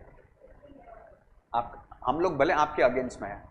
फॉर एग्जाम्पल मेरा कंपनी है, मैंने कंपनी शुरू किया, 55% शेयर्स मेरे पास है, और मैं अपने आप को प्रमोट करता हूँ कंपनी मीटिंग में, that Pankaj Mehta to be appointed as a finance director of the company. आप सब एक सुर में बोलेगा, नो, ये खड़ूस तो होना ही नहीं चाहिए, पॉसिबल ही नहीं है, नालायक आदमी है, नीच आदमी है। आप सब लोगों ने मेरे खिलाफ वोट किया, पूरा देश मेरे खिलाफ। मैंने अकेले ने मेरे फेवर में वोट डाला, still I will become the finance director, because company act में एक चीज लिखा है, it is not 1 person 1 vote, it is 1 share 1 vote. Are you understanding? कहानी में ट्विस्ट वहां पे है, it is not 1 person 1 vote. 99 are against me, 99% are against 1 person, but that 1 person is holding 51% share of the company. You cannot do anything. But the moment I reduce my share, I will come into the minority. And once I come into the minority, you all have to come united. Again, आप में भी unity होना चाहिए वो चीज का, कि इसको निकालने का है, तो हो सकता है. मैं शेयर्स का मेरा रिड्यूस करके भी मैंने आप लोगों के साथ रिलेशन बना के रखा है. You will not vote against me, you will still vote in favour of me. ऐसा हो सकता है ना? 50-50 तो कोई पॉसिबल ही नहीं है. मतलब वो सिचुएशन सी 50 हुआ, एक बार आप समझो, आप 51 के नीचे गए, it's a tie breaker. Tie breaker हुआ, again the chairman of the company has a veto power to give extra vote.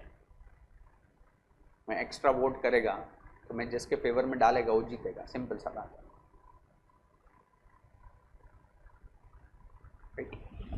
51 से नीचे नहीं जाना चाहिए. In short bottom line is that 51 के नीचे गया तुम तकलीफ में है.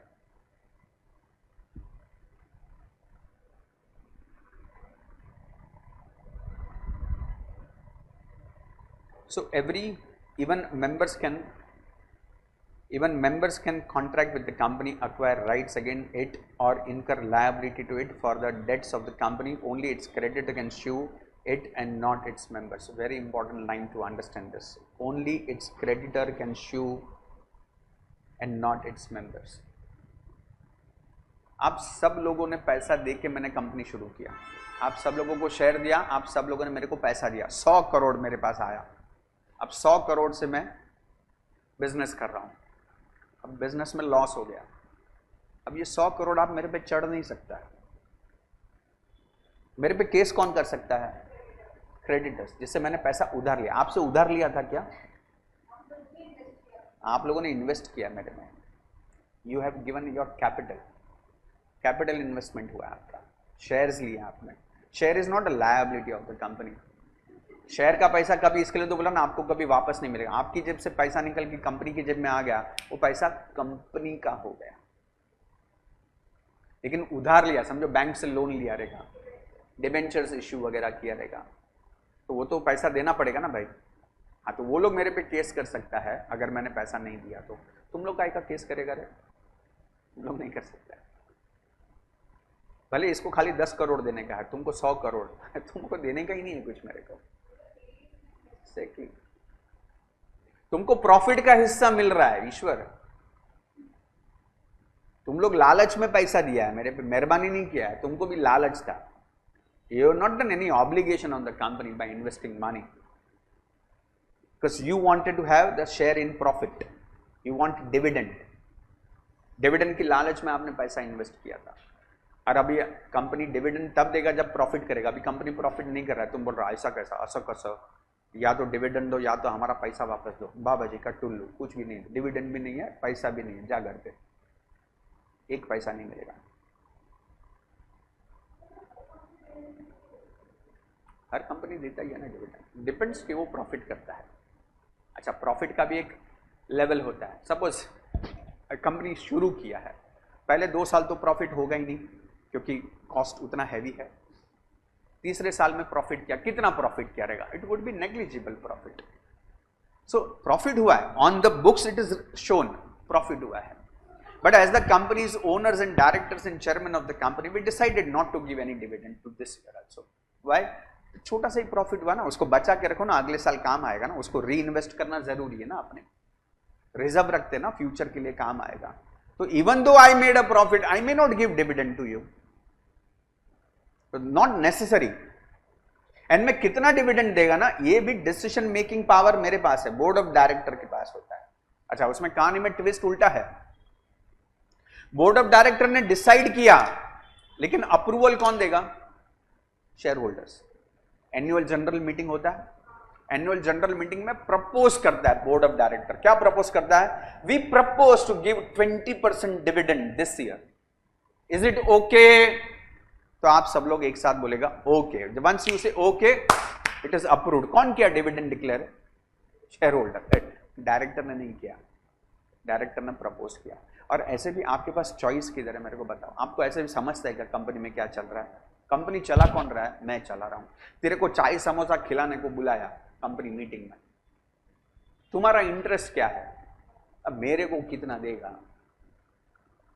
और तुमने सोचा तो बरोबर ही सोचा रहेगा, 20% आया ना, okay done.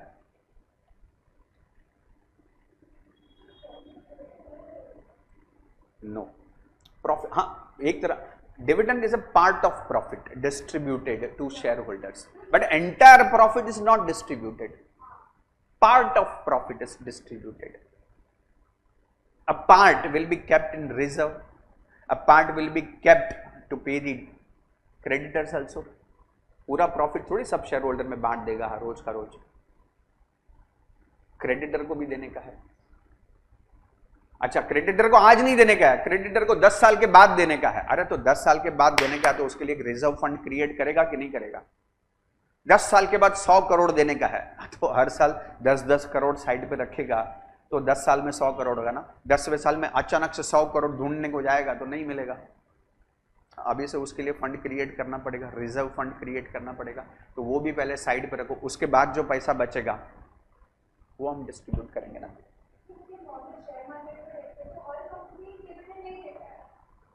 I can say 95%, 97% company will pay dividend. वो तो आपका इन्वेस्टमेंट कितना है। अब कंपनी का total capital is 100 crore and you have invested only 1000 rupees in that, तो आपको तो 1000 के प्रपोर्शन में ही डिविडेंड आएगा ना ईश्वर। यू कैन नॉट से मेरे को 100 करोड़ में से और वाह मजा आ गया तू 1000 रुपये दिया है, तेरे को आएगा 89 रुपीज का डिविडेंड आएगा तेरे को चेक घर पे 89 रुपीज का। 89 इज गुड, 1000 पे 89 मिला है भाई, it is good thing for you. तो जितना मिलता है वो आपका प्रपोर्शनेटली आने वाला है आपको।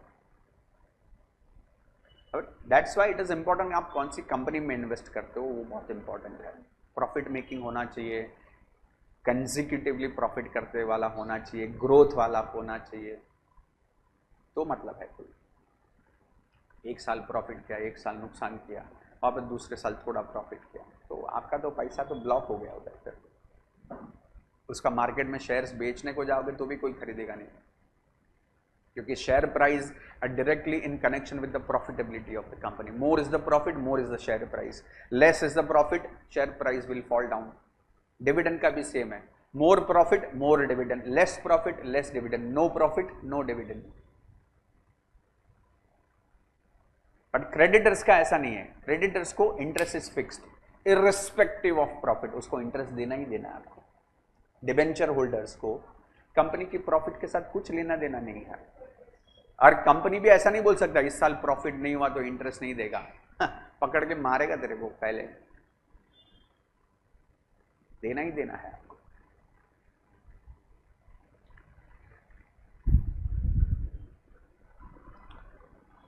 So the shareholders are not the private or joint owners of the company's property. आप joint owner हो बट कंपनी की प्रॉपर्टी के ओनर्स नहीं, आप कंपनी के ओनर हो। आप समझो, दो कॉन्सेप्ट अलग है। उस पैसे से कंपनी ने जो भी खरीदा उसके ओनर आप नहीं है, कंपनी के एसेट्स के प्रॉपर्टी के ओनर आप नहीं, आप कंपनी के ओनर हो, कंपनी के एसेट्स के ओनर नहीं है। A member does not even have an insurable interest in the property of the company. The leading case on this point is of Makora versus Northern Assurance Company Limited 1925. The fact of the case is, this is the first case we are going to study today, right? कौन सा case का नाम दिया है, if you can understand? मकोरा versus northern assurance company. Case किसने किया है? मकोरा ने। किसके ऊपर केस किया है? इंश्योरेंस कंपनी के ऊपर केस किया है। क्या केस है समझ लो। ये मकोरा was the holder of nearly all except one share of a timber company. He was also a major creditor of the company. M insured the company's timber in his own name. The timber was lost in fire. M claimed insurance compensation. Held मतलब judgment आया. Held the insurance company was not liable to him as no shareholder has any right to any item of property owned by the company, for he has no legal or equitable interest in them. हम लोगों ने insurance का chapter पढ़ा था, उसमें एक आता था प्रिंसिपल ऑफ इंश्योरेबल इंटरेस्ट. याद आ रहा है? What do mean by insurable interest? मैं सिर्फ उसी चीज़ का इंश्योरेंस निकाल सकता हूँ जिसके ना रहने से मेरे को कुछ फाइनेंशियल लॉस है. अब ये जो केस हुआ, मकोरा भाई साहब खुद टिम्बर का बिजनेस करते थे, अंडरस्टैंड दिस. अब ये टिम्बर मतलब लकड़ा, बराबर है, लकड़े का बिजनेस करता था. अब बिजनेस करते करते उसने सोचा मैं तो अभी private as a sole trader business कर रहा हूँ, let me convert into a private company. तो उसने कंपनी ओपन किया. अब जब कंपनी ओपन करेगा तो शेयर्स लेना पड़ेगा, राइट? तो शेयर्स के बदले उसने अपना टिम्बर दे दिया उतने अमाउंट का, और उतने अमाउंट के शेयर्स ले लिए उसने, बराबर है. टिम्बर कंपनी का एसेट्स हो गया. लेकिन जब कंपनी का एसेट्स हुआ तो वो आपका एसेट्स है कि कंपनी का एसेट है? कंपनी का एसेट है. लेकिन भाई साहब ये चीज भूल गए, उसने जो इंश्योरेंस निकाला उस लकड़े का वो अपने पर्सनल नाम से निकाला, और बाद में वो लकड़ा जल गया. तो इंश्योरेंस कंपनी से क्लेम आना चाहिए. इंश्योरेंस कंपनी के पास वो क्लेम मांगने को गया, इंश्योरेंस कंपनी ने मना किया तो उसने इंश्योरेंस कंपनी पे केस कर दिया. तो उस केस में जजमेंट आया, इंश्योरेंस कंपनी बोल रहा हम इसको नहीं दे सकते सर, क्योंकि लकड़ा जो है वो कंपनी का है, इसका है ही नहीं, इसका कोई इंश्योरेबल इंटरेस्ट इसमें बनता ही नहीं है. ये सेड ब्लडी कॉन्ट्रैक्ट मेरे नाम पे है, मैंने प्रीमियम भरा है, लेकिन अब वो टिम्बर शिफ्ट हो गया है, अब आपका उसमें इंश्योरेबल इंटरेस्ट बनता ही नहीं है, तो नहीं मिल सकता. और कंपनी क्लेम नहीं कर सकता क्योंकि कंपनी के नाम का कॉन्ट्रैक्ट नहीं है. अंडरस्टैंडिंग? फंस गया किधर? पर्सनल नाम पे कॉन्ट्रैक्ट करके फंस गया वो कंपनी के नाम से अगर इंश्योरेंस पॉलिसी लेता कंपनी को क्लेम मिलता था. अच्छा, कंपनी को क्लेम मिल भी जाता, मकोरा को नहीं मिलता. क्यों? क्योंकि वो सेपरेट लीगल एंटिटी है, वो उसका पैसा है ही नहीं. एज अ शेयर होल्डर आपका कंपनी के एसेट्स के ऊपर कोई अधिकार बनता नहीं है. क्यों नहीं खरीद सकते? मेरे को उतने वर्थ का पैसा देने का ना, तो मतलब एक तरह से कंपनी को भी तो एसेट्स परचेस करना पड़ेगा. तो कंपनी ने उस अमाउंट का शेयर्स दे दिया और सामने एसेट्स ले लिया उसका. मकोरा ने खुद, उसके पास टिम्बर था, समझो 5 लाख रुपए का टिम्बर था, कंपनी ओपन किया तो कंपनी से उसको शेयर परचेस करने चाहिए लीगल वे में, राइट? तो उसके बदले उसने शेयर्स लिए, तो शेयर्स के सामने कैपिटल इन्वेस्ट करना पड़ेगा, तो उसके सामने उसने टिम्बर दे दिया. जब टिम्बर दिया तो अब वो प्रॉपर्टी कंपनी का हो गया. Timber is a property of company now, but उसने इंश्योरेंस कॉन्ट्रैक्ट अपने पर्सनल नाम से निकाला था. But now that property belongs to company, I have no insurable interest in that. And insurable interest नहीं है तो वो कॉन्ट्रैक्ट नहीं है. नहीं समझा कि समझा? Hello. Hence, in this case, since the timber was insured in the company's name, M could not claim the compensation. That's it. हम लोग सेकेंड प्रिंसिपल से अगले लेक्चर में we will continue. ठीक है? सेक्शंस याद रखना है सबको. मान के चलो मैंने कंपनी लॉ का अब तक आपको झलक दिखला जा भी नहीं किया है. अभी हम लोग एकदम बेसिक्स पे है, लेकिन अगला लेक्चर अगर 3 घंटे का होगा ना, that will be a marathon lecture type view, and उसमें आपको एक्चुअल कॉन्सेप्ट कंपनी एक्ट के डिलीवर होना शुरू होगा. अभी तो जो 11th में जो पढ़ा था जॉइंट स्टॉक कंपनी, उसी का कंटिन्यूटी में जा रहे हैं हम लोग अभी तक. ठीक है? All the best. Thank you.